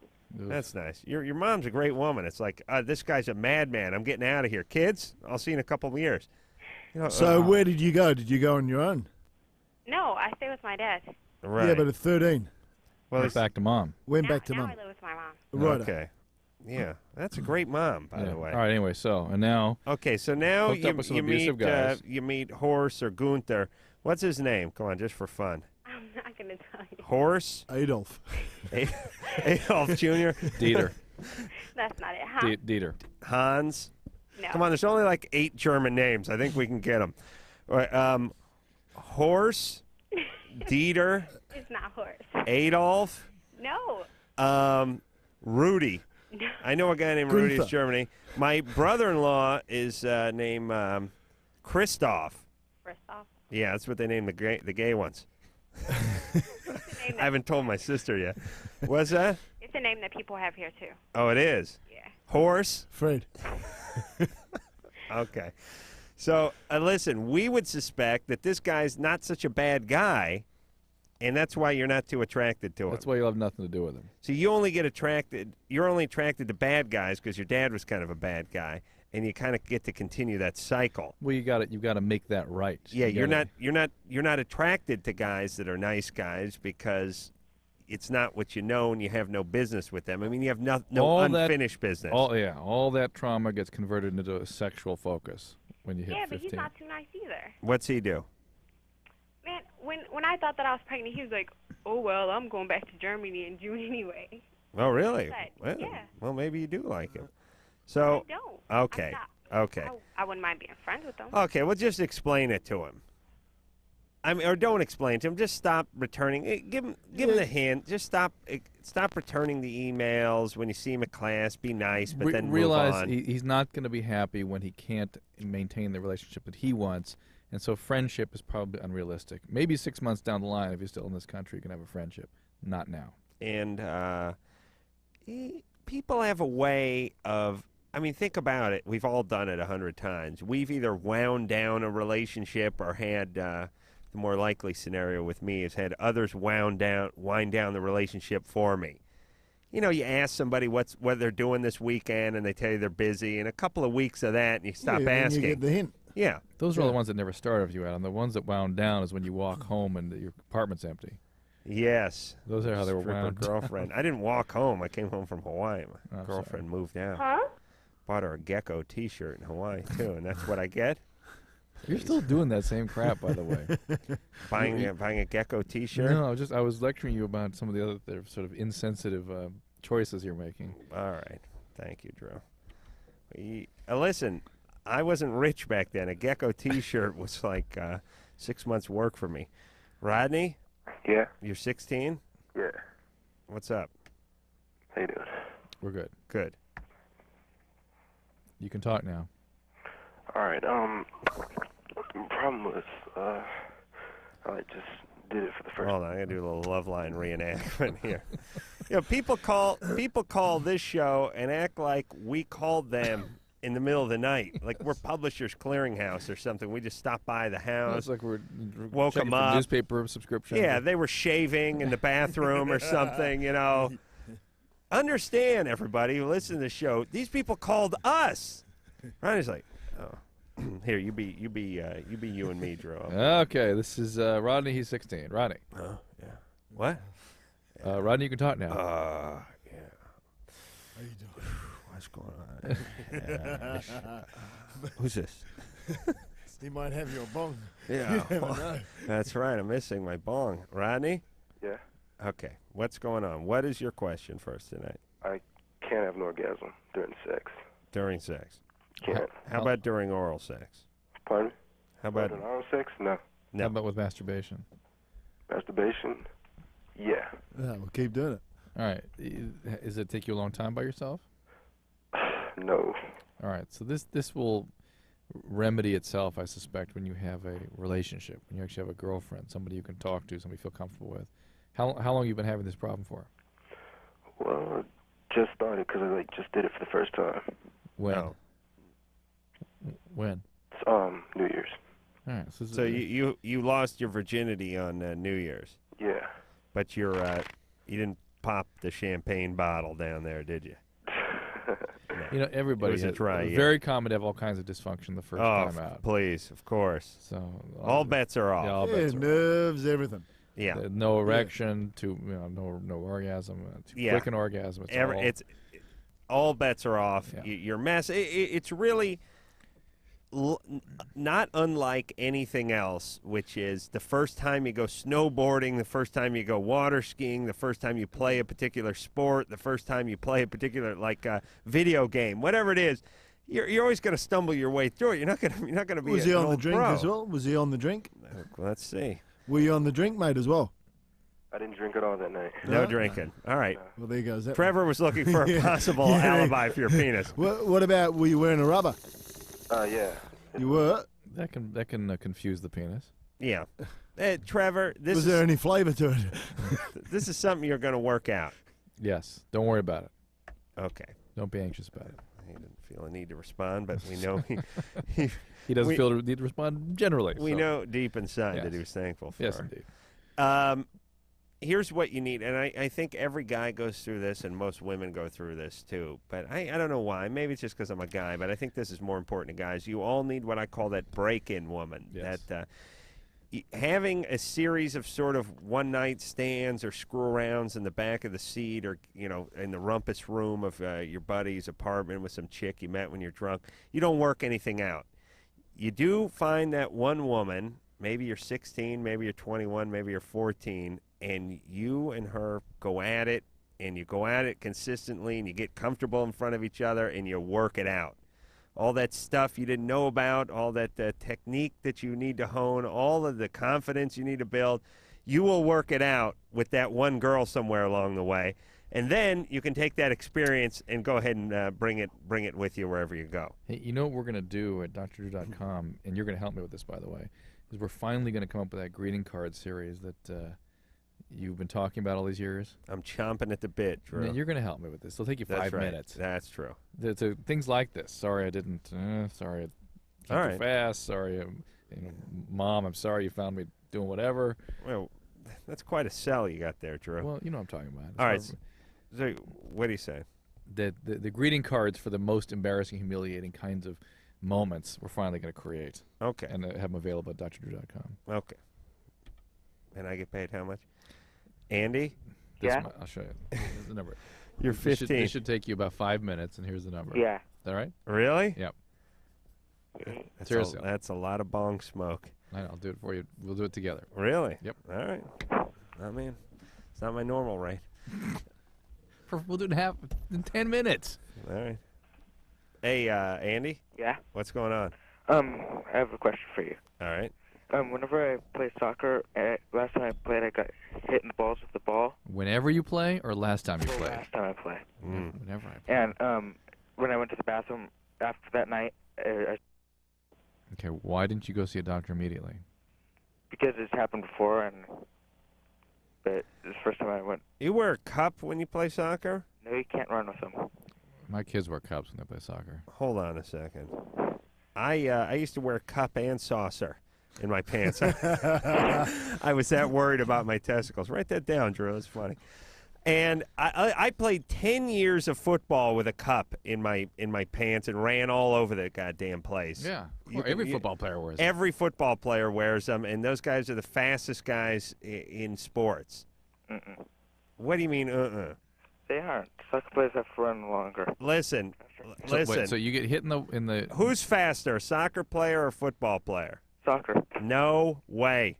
You know what you got playing soccer? Huh? Short, fat Mexicans. You know what you got playing football? Tall, black guys. I put it this way. Ever see, let me ask you something, Andy. Yeah? You ever watch the Olympics or college track or anything like that? When it comes to the 100-yard dash, the guys who run the 100-yard dash, do they ever play soccer? No, they all play football. In the fall, they all play wide receiver or running back. None of them play soccer. Cornerback.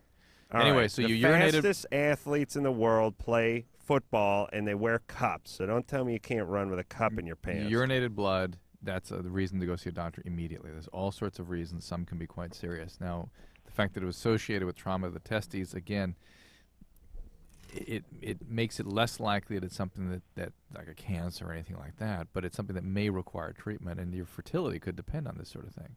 Okay. Okay? All right? Yeah, and Adam? Yes. Lay off the drywallers.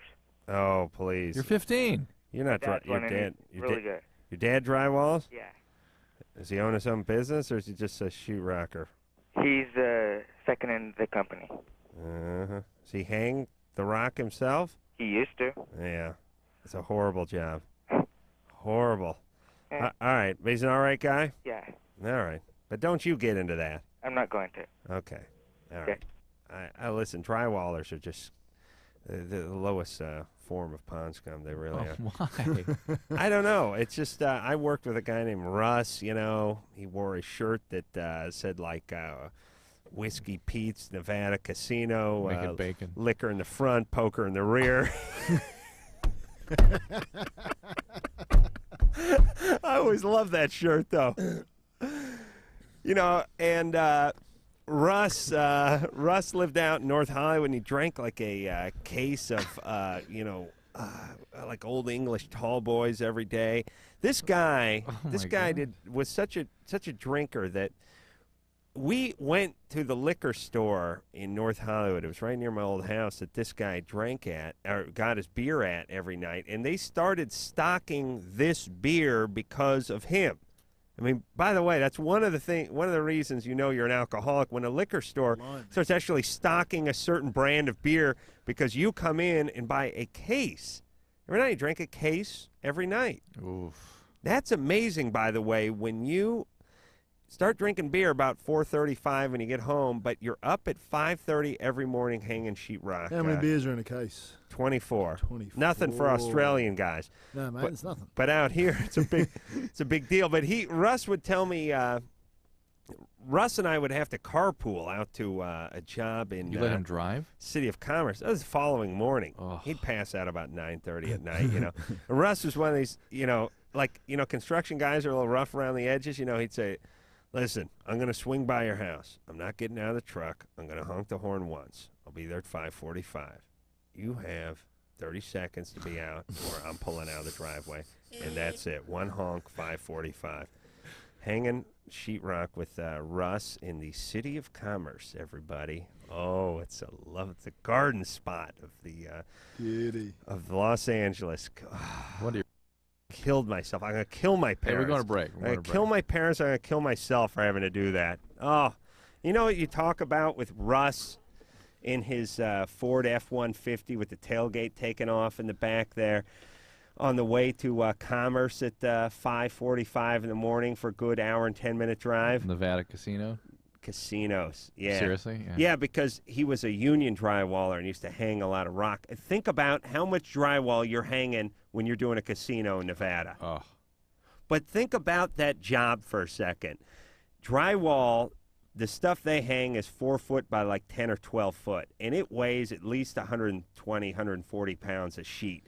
all you do all day long is just put sheets of drywall up and sink screws in it. They have screw guns that are on constantly. They have a toggle switch on them, but they have a clutch at the end of them. And so the end doesn't spin until they put pressure on it. So they just sink these tech screws all day long, and they get paid by the sheet. So they do piecework. So these guys just, and then every once in a while Russ would tell me that they'd make a little makeshift hut out of drywalls on one of the floor and call a hooker over. You know what I mean? Get the tin knocker to slap a couple metal studs together. We'll hang a couple pieces of sheetrock, and that'll be the sex dungeon over in the corner there on the 5th floor. We'll get some Nevada hooker to come up on Friday. Oh yeah, staring at drywall all day. No radio going, no nothing. Just same sheet. Oh yeah, lots to talk about with Russ. Russ is the guy who I saw him turn a hose on D. Mintz, crazy Jewish woman we're doing a remodel on. Had about enough of Russ, and he had about enough of her. He turned a hose on her. It's fun. All right, we're going to take ourselves a little break, and then we'll come back. Let's have some more fun. Okay, let's do it. Call LoveLine, 1-800-LOVE-191. LoveLine will be right back. Well, here's how it's sampled.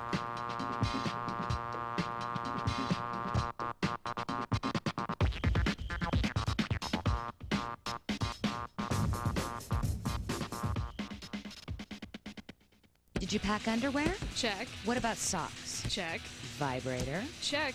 It's for my back. Of course it is. While you're listening to the best new music on the net at firstlook.com, enter the Your World Tour sweepstakes. You could win a trip for 2 to New York, London, and Sydney to see 3 concerts of your choice. We'll give you plane tickets, hotel rooms, and spending money. All you have to do is decide what you're going to pack. Enter to win the Your World Tour sweepstakes and listen to the latest music online at firstlook.com.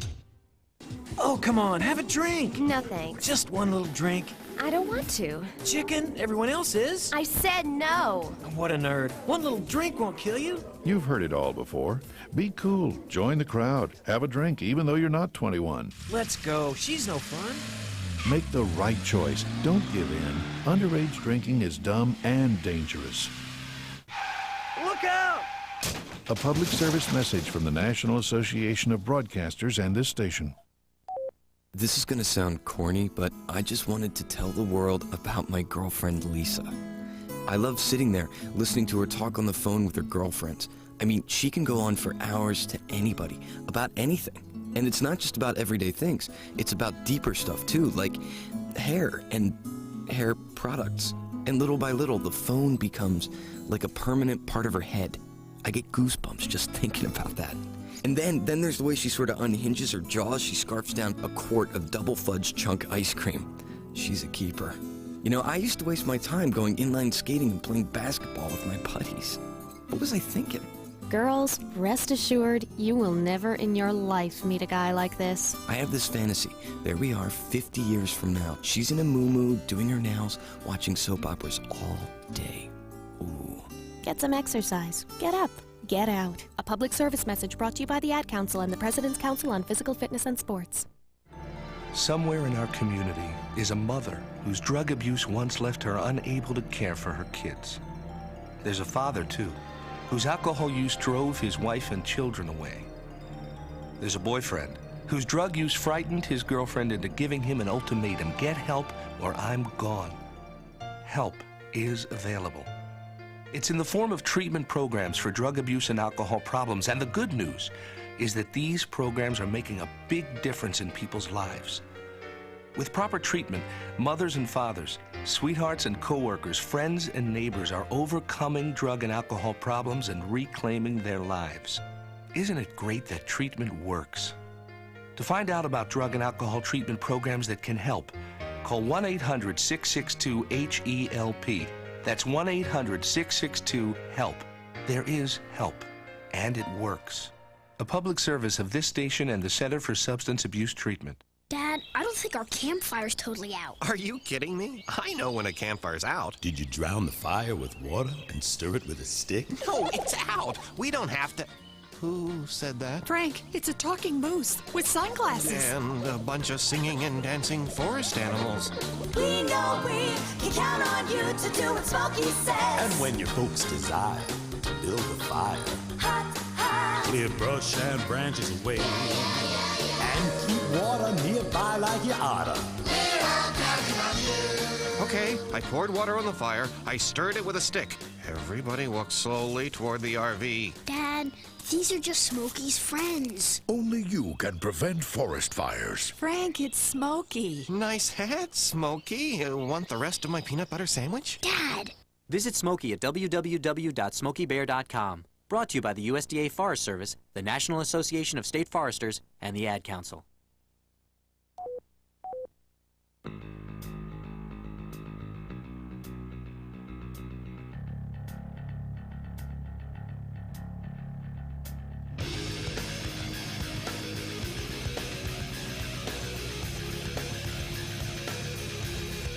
Nick, it's a LoveLine.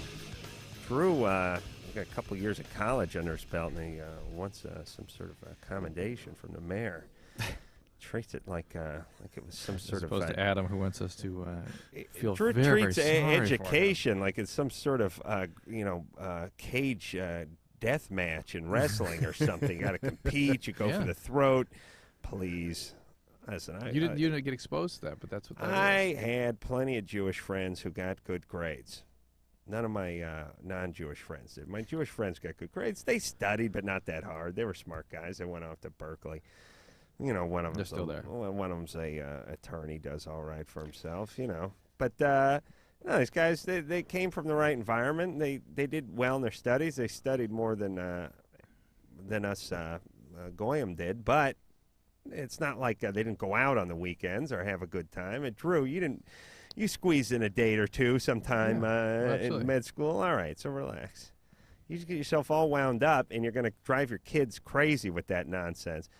I tell Drew, he's saving for his kids' education. He says it's going to cost $100,000 a semester for them, projected costs. And by the time your kids hit college Don't scare Trevor. 2013 or something, I tell them to relax. They'll get a scholarship or something. It'll be there. Yeah. It'll Don't come worry out in the about wash. it. Yeah, no worries. No worries. There you go. Andrea. Yeah. You're 15.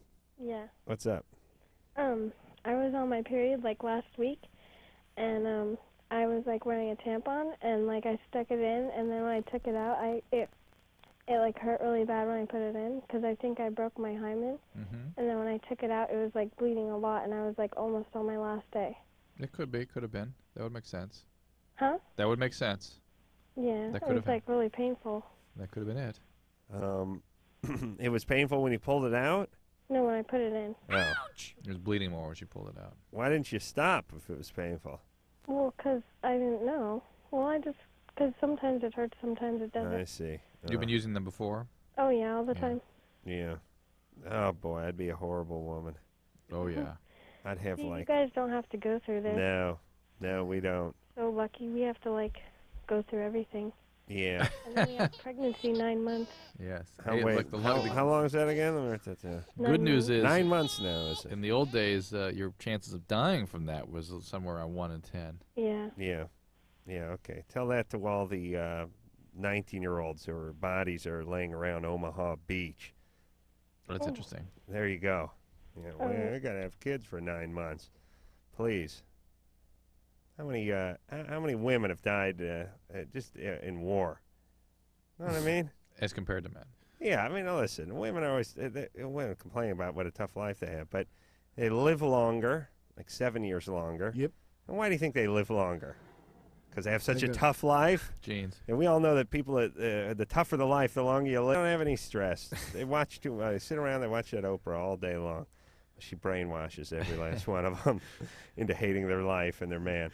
And, they get to wear pants and skirts, right? What about Huge. that? Massive. Think about that. You wouldn't mind putting a skirt on every once in a while, let things air out. They say you're supposed to air out the house. You should air yourself out every once in a If while. you're It'd be Scottish, nice. you could wear a kilt. Yeah, but So, yeah, but what are the chances you being Scottish? You know. Yeah, well, you can pretend. You don't you think. What about car insurance? I get penalized for being a more skilled driver. You know what I'm talking about? They're the best drivers in the world. They're all men. We pay twice as much for our auto insurance. Well, we're getting screwed here. Think about that for a second. I've never been in an accident my entire life. I pay twice as much as my sister. You know what I mean? Yeah. There you go. That's nice. All right. So, still glad to be a guy, though. Micaiah? Micaiah. Okay. Micaiah. That's a nice name. Go right ahead. Yeah, it means pain in the ass. What's up? Yeah, I don't like to receive oral sex. All right. Yeah, and is there something wrong? Because, like, every time when my boyfriend wants to give it to me, I just turn him down and don't want it. Have you ever had it? Yeah. Oh, you have? And what's the experience like for you? I just don't like it. Everyone makes a big hype out of it, and I just don't like to get it. And Okay, well, that's your preference. That's Well, fine. do you think it's because it doesn't feel good or you're uncomfortable? I'm uncomfortable with it. Or your boyfriend can't make you comfortable with it, you know what I'm saying? Huh? I don't know. I mean, I think I think most women, you're 18? Yeah. Yeah. Are you confident in yourself?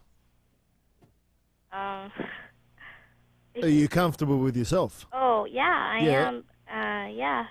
You are? Yeah. Okay, here, let me say this here, Micaiah.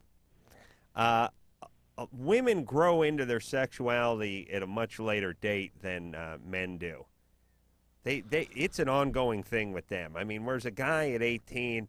Yeah, I'm done now, me. Yeah, it's all downhill. It's been going down for, it's been 14 years now. 16 years, actually. But, and all you can do is try to, stop the slide.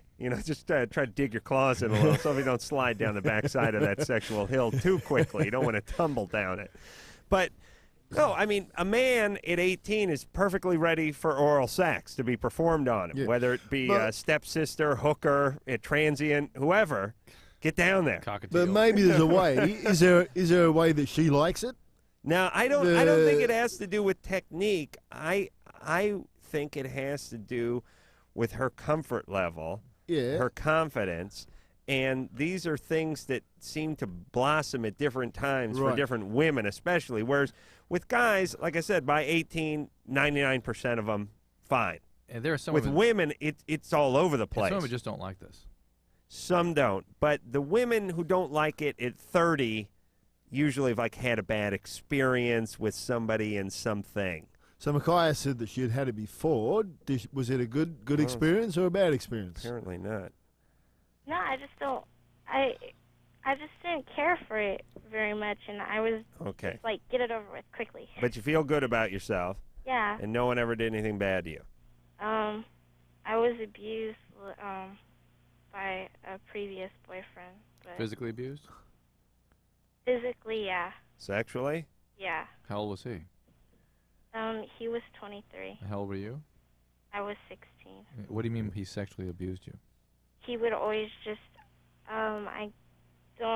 he would just, tell me what to wear, what underwear, and he would always just, when he wanted sex, he wanted it, and I had no choice over that. Uh-huh. And did he do this to you, oral sex? Yeah. Oh, okay. Well, that may be part of it there. Yeah, big rebound. Yeah. So, I wonder why you chose a guy like that. Yeah. Is your dad a good guy? Yeah, he's very good. He is? Yeah. Why would you get a 23-year-old at 16 who was abusive? I don't know. I guess I don't really know. He was a close friend all my childhood life. A close friend all your childhood life who's So did your dad know you were seeing him? What's that? Did your dad know you were seeing him? No, he didn't. Okay. All right. Okay. So anyway, Micaiah, this is probably connected to that. Maybe. We'll see. Well, I mean, she was sexually abused by a quite a bit older boyfriend. Yeah. At 16. that can do things that kind Yeah. of close you down a little Yeah, bit. yeah, But yeah. be that as it may, there's plenty of 18-year-old women who aren't into it anyway. God bless them. That's what I say. Know what I'm saying, Drew? I know what you're saying. It's less time down in the root Down under. cellar. Down under. Time for break. We're going to take a break? Yeah. Okay. Down under. Trevor Goddard is here from JAG Tuesday nights, 8 o'clock, going on the 5th season. 100th episode coming up, and that means big syndication money, right? Yeah, we're already in syndication. Oh, yeah. man. It's better in boxing. We're going to take a little break, and we'll be back after this.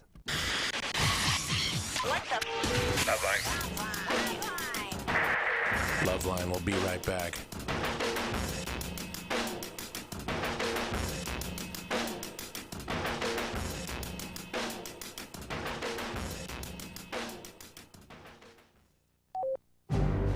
This is a story about American heroes. They changed quite a few lives last year. Jorge Vasquez put out fires, but no, he's not a firefighter. Philip Dale discovered several new stars. Oh, he's not an astronomer.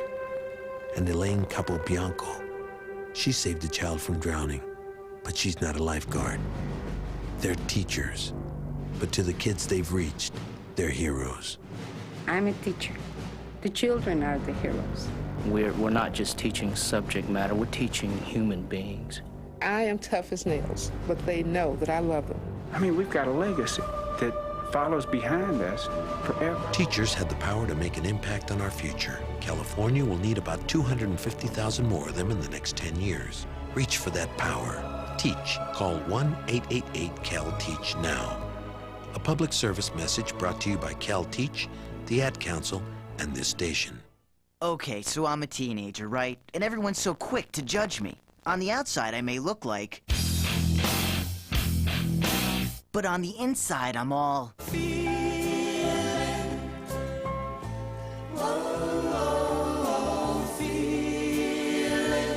Just because I look like... doesn't mean I act that way. In fact, I'm actually involved in crime prevention. That sounds more like this. It's really a great way to convince adults that while you may be looking, you're really thinking. Call 1-800-722-TEENS to find out how to make your community a safer place for everyone. Get involved, get the number, and call 1-800-722-TEENS. A public service message from the Crime Prevention Coalition of America, the U.S. Department of Justice, and the Ad Council. Evening, folks. I'm Vince. And I'm Larry. We're the crash test dummies. We'd like to entertain you with a little song. Only one thing. We can't sing, but we're here with someone who can, with a song for the little ones. Ray? Mr. Charles? On the big highway of life, there's only one safe place for kids. Backseat, baby. The front seat's not the place to drop out. Put that booties in the backseat. Backseat, baby. Have action kids you never meet. I'm here to remind you to put them behind you. Raymundo, do you mind if we try? Oh, look at here. Backseat, baby, better buckled in the back. Backseat, baby. Baby faces stay intact. Larry, wow. yo, Larry, maybe you should keep your day job. Ow, that hurts. Not as much as our day job. Woo! Backseat, baby. You stay alive even when I drive. You could learn a lot from a dummy. Buckle your kids in the back seat. A message from the Department of Transportation and the Ad Council. Dear Jim, I just wanted to tell you the things I love so much about you. Like your pasty white belly and how it fits in those tight shirts that my friends think you shouldn't be wearing. I love how you do that thing where you mash 4 slices of bread into a massive ball of dough and stuff it in your mouth. That's so adorable. And what about when you tell those same jokes from reruns that you've seen over and over again? They make me laugh every single time. Other guys play sports or go running or do something outside, but not you. You're different. Guys, rest assured you will never in your life meet a girl like this. P.S. I can't wait until we cuddle in front of pro wrestling all day this Saturday. I hear it's a steel cage Texas death match. Get some exercise. Get up. Get out. A public service message brought to you by the Ad Council and the President's Council on Physical Fitness and Sports.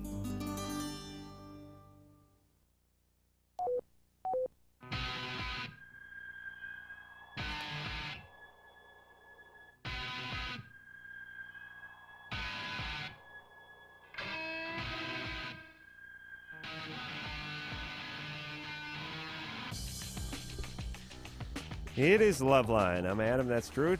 Trevor Goddard is here. He is Lieutenant Commander Mick Brumby from JAG.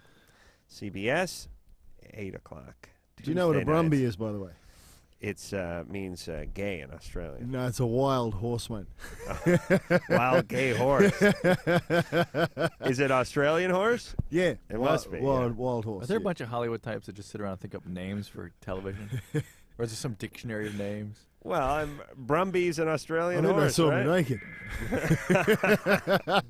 Well, that's how you got the job. Huh? Yeah, that's how I get every bloody job. Bruce Hazard. No, they're always the guys are always named like Ship. Yeah, no, like Dr. Dex Dexler and stuff like that. Now, see, I went to school with guys named Randy Bort and Nate Wittenberg. Those names never seem to make it, never make it to TV. Nah, they got to be Brumby. There's no doctor. There's no guy named Randy Bort who's a guy on a TV show. Now, if he's playing like a nebbish accountant type guy, then maybe his name could be maybe like Randy Wittenberg or something. Right. But if he is an action guy, a man of action, a hero, a tough guy, his name would never be like Rudy Higginstall or something. His name has to be like Jake Blade. You know, that's a good name. Jake Blade. Yeah, write that's a that good down, name. Drew. Yeah. Right. There's no action guy named Adam. That's worthless. That's for sure. Yeah, that's a horrible name. All right, but Mick Brumby. Yeah. Too many religious overtones. That's a good name. There we go. All right. Right. Jamie means gay horse in Australian. Did you know that? You mentioned that a couple times. Jamie? Yes, hi. You're 16. First, I want to say that I love being a woman, and for the people who hate it, I don't know what's wrong with him. And also, I wanted to say with the soccer thing, I think the soccer people have more endurance rather than the football players. Yeah, I agree. cares? I agree. Endurance isn't the issue. They though. do, but that's not what we're talking He about. said he couldn't run fast. Okay. Because they're wearing a cup. And marathon runners have more endurance than soccer players. What about rugby players? Yeah, rugby. Rugby or Aussie rules. Oh, there you go. That's a horrible There's sport. a game. Drunken guys beating the crap out of each other. Misshapen football. What's up, Jamie? I just get down to it. I've been friends with this guy for over 2 years, and we were actually really good friends. And we had sex a lot of times. He was that guy that you talked about before that everyone needs to feel comfortable with himself and everything. And Yeah, your break-in guy. yeah, definitely. And we had a really fun time. We always hung out with each other. And about 3 months ago, he got arrested for child molestation. And for one incident that happened when he was 13 and one that has happened in the past year. How old is he now? He's 17, but he's Wow. charged as an adult for both of these. Okay. Wow, he was breaking you in and breaking in a couple young lads How too, old- huh? Or guys or girls? Girls. How old was he when you started having sex with him? How old were you? He was 16. And you were? Yeah. And how old were you? 16. No, I was 15. 15. Yeah.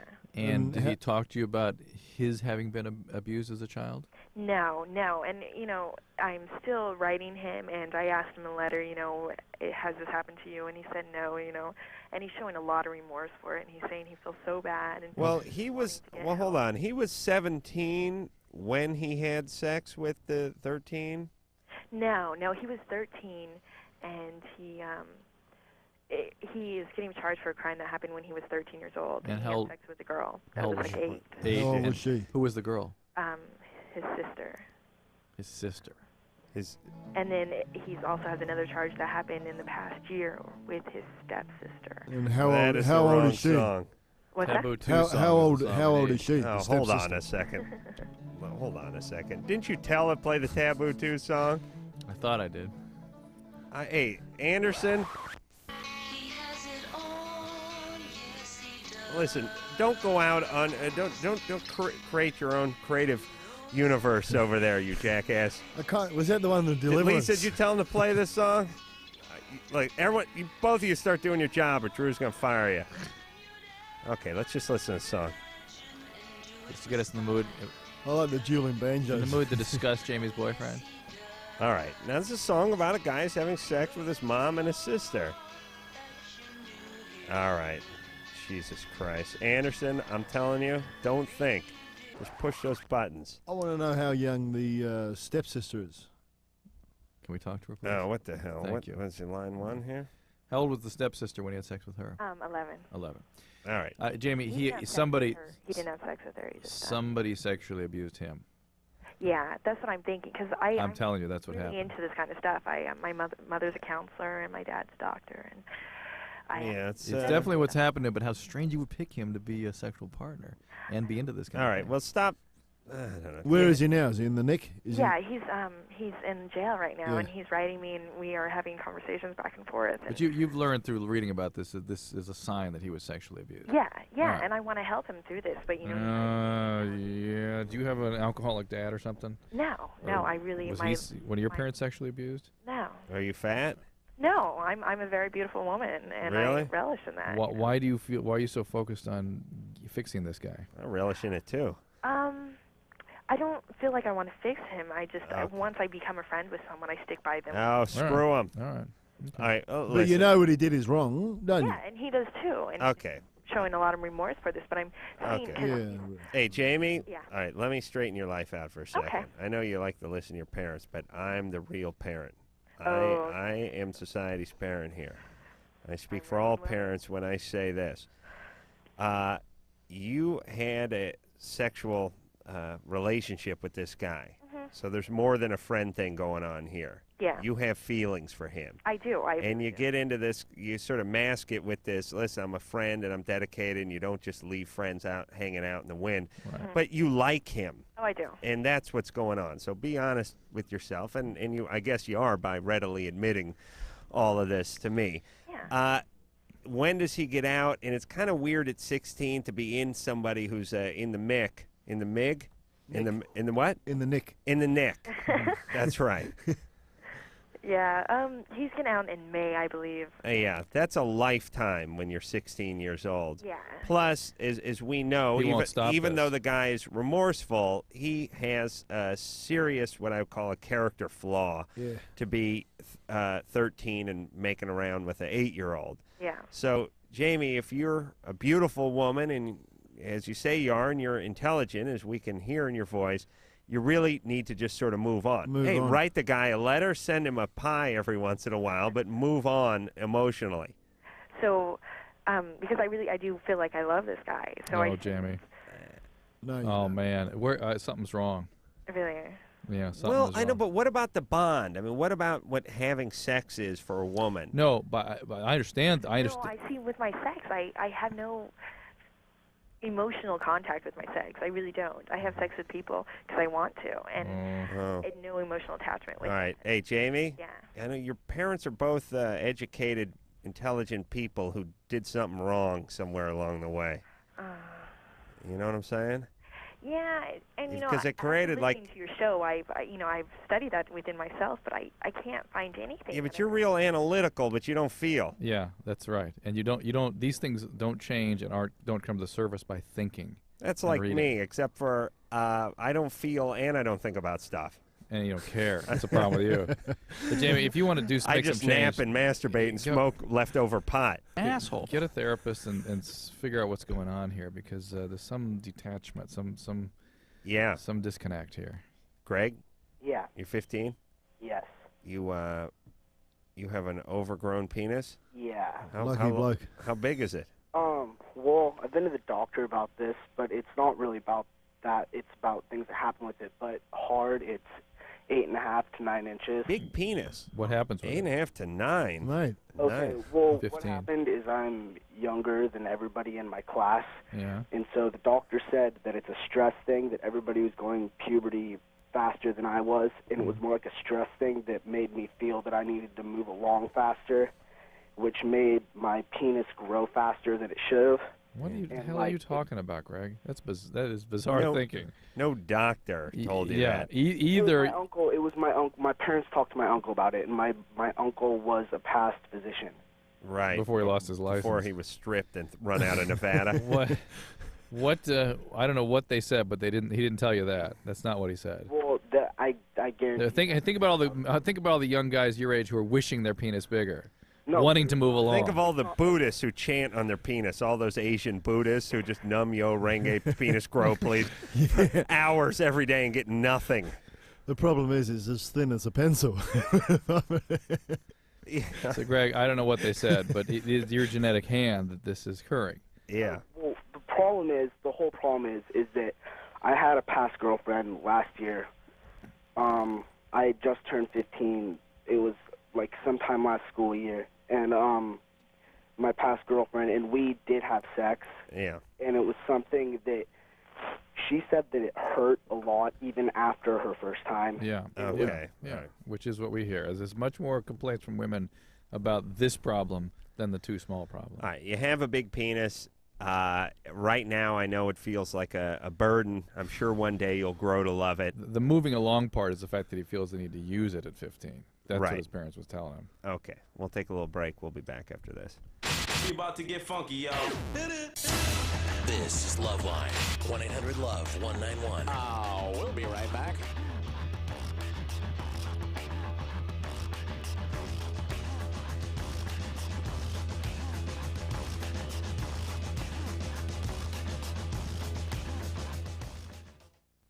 These are the sounds of today's kids.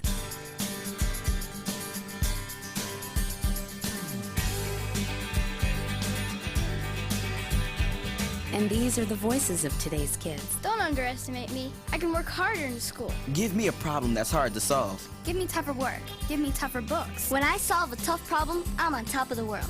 Surprised? Don't be. 74% of kids say school should only pass them to the next grade when they've learned what's expected of them. I'm not afraid to fail. If I make a mistake, I'll do better next time. 75% of kids say they'd study harder if their schools gave them tougher tests. The fact is, almost all kids want to be challenged in school. So listen to the voices of kids today. Challenge me. Challenge me. Challenge me. Do your part. Support higher academic achievement in your state and challenge our schools to challenge our kids. For a free booklet, call 1-800-38-BE-SMART. A message from the Ad Council and the Education Excellence Partnership. Taking all that work home? No, this is my own stuff. I've got a date with a financial planner. You're only 25. Why are you planning for retirement already? Hey, I want to be able to choose when I retire and know that I'll be financially secure when I do. I've heard lots of people call themselves financial planners, but aren't they really trying to get you to invest in their favorite fund? Like they're selling size 20 shoes so everyone gets a hello Bigfoot. Half this stuff is my bank statements, company insurance policies, tax returns. The planner's going to know a lot about me before recommending anything. The rest is background information I've collected on her and 2 other planners. If she passes tonight's round, she gets my papers. Securing your financial future is important. You have a right to expect financial advice that's competent, ethical, and based on your needs. To verify that a planner is certified, call toll-free 888-CFP-MARK. A public service of the Certified Financial Planner Board of Standards. Hey, driving fans! It may have happened to you. You may have heard the roar of the rumble strips, the blast of car and truck horns, and the heart-pounding fear of a near miss. Avoid all the dangerous crash action that comes with falling asleep at the wheel. Experience the amazing power nap. You've never seen power like this before. The Power Nap. Find out what the professional drivers have been doing for years. The Power Nap gives you the energy you need for the road ahead, and it's free. Whether you're driving to the shore with your family, to another city to meet a client, to school across the state, or anywhere there's action. The Power Nap is your ticket to revitalization. Experience the Power Nap at a rest stop near you. Just pull in, find a safe, well-lighted spot to park, turn off the key, and close your eyes. In just 20 to 30 minutes, you'll have the energy you need to drive safely for miles. So don't push it, park it, and feel the power of the Power Nap. A wake-up call to all drivers from the U.S. Department of Transportation and the American Trucking Association. It's nearly 6 a.m. and we're at a rest stop talking to travelers. Excuse me? Yes. Have you ever heard of circadian rhythms? It's like a Latin band, right? Not quite. Do you know what circadian rhythms are? It's when the stars all align and their energy creates... No. How about you, sir? Huh? Circadian rhythms. Exactly. Circadian rhythms tell your body when it should be sleeping as well as when it should be awake. Huh? Circadian rhythms are part of our body's internal controls, a kind of built-in clock that tells us when to wake up and when to go to sleep each day. Imagine the danger that comes when we try to drive when our body thinks we should be sleeping, especially at night, early morning, and for many people, mid-afternoon. You really should try to avoid driving during your body's downtimes. If you have to drive when you'd normally be sleeping and you find yourself getting drowsy, stop for a refreshing 20 to 30-minute nap. Now what would you say when I say circadian rhythms? I'd say, don't push it, park it. Right. A wake-up call from the U.S. Department of Transportation and the American Trucking Associations. Oh, come on, have a drink. No thanks. Just one little drink. I don't want to. Chicken, everyone else is. I said no. What a nerd. One little drink won't kill you. You've heard it all before. Be cool. Join the crowd. Have a drink, even though you're not 21. Let's go. She's no fun. Make the right choice. Don't give in. Underage drinking is dumb and dangerous. Look out! A public service message from the National Association of Broadcasters and this station. Steve, this is Joe Namath calling. Oh, you kidding me? You're a football fan. Who do you like? Who do you think I like, Joe? J-E-T-S. You know, I got that chance on my computer. Oh, yeah? You must use NFL.com then, huh? Oh, yes. Every night I go on NFL.com. I look up the Jets team report. That's the best way to keep up with it. Yeah. You ever get any of my stuff online? Yeah, you're the man. Thank you, man. Log on to NFL.com and keep up with all the latest NFL action. With behind-the-scenes coverage and in-depth analysis, NFL.com is the place for NFL fans online.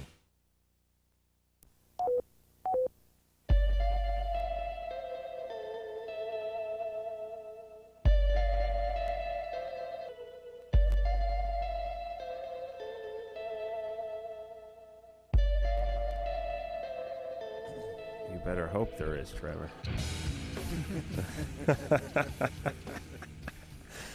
Trevor Goddard is here, and that's it. Jag, 8 o'clock, CBS, everybody, Tuesday nights. And come back anytime when the movie comes out or when something else is going on. Yeah, cheers, mate. He's a good guy, and Trevor's just, you get an easy feeling around him. Friendly guy, nice guy. Oh, he's going to kick my ass now for calling Brumby a gay whore, so we got to hurry up. All right, we'll take ourselves about a 22-hour break, and we'll be back tomorrow night. So until next time, it's Adam Carolla for Dr. Drew saying mahalo. Put that on a wheel, please. Hey, listen, I can't even smoke weed anymore. I smoke what's left in the bong. Well, now. This has been LoveLine. The stuff expressed on LoveLine is not necessarily the stuff of the staff, management, sponsors, or anyone else, including Westwood One Entertainment. LoveLine is produced by Ann Wilkins Ingold. Now, please enjoy these birds.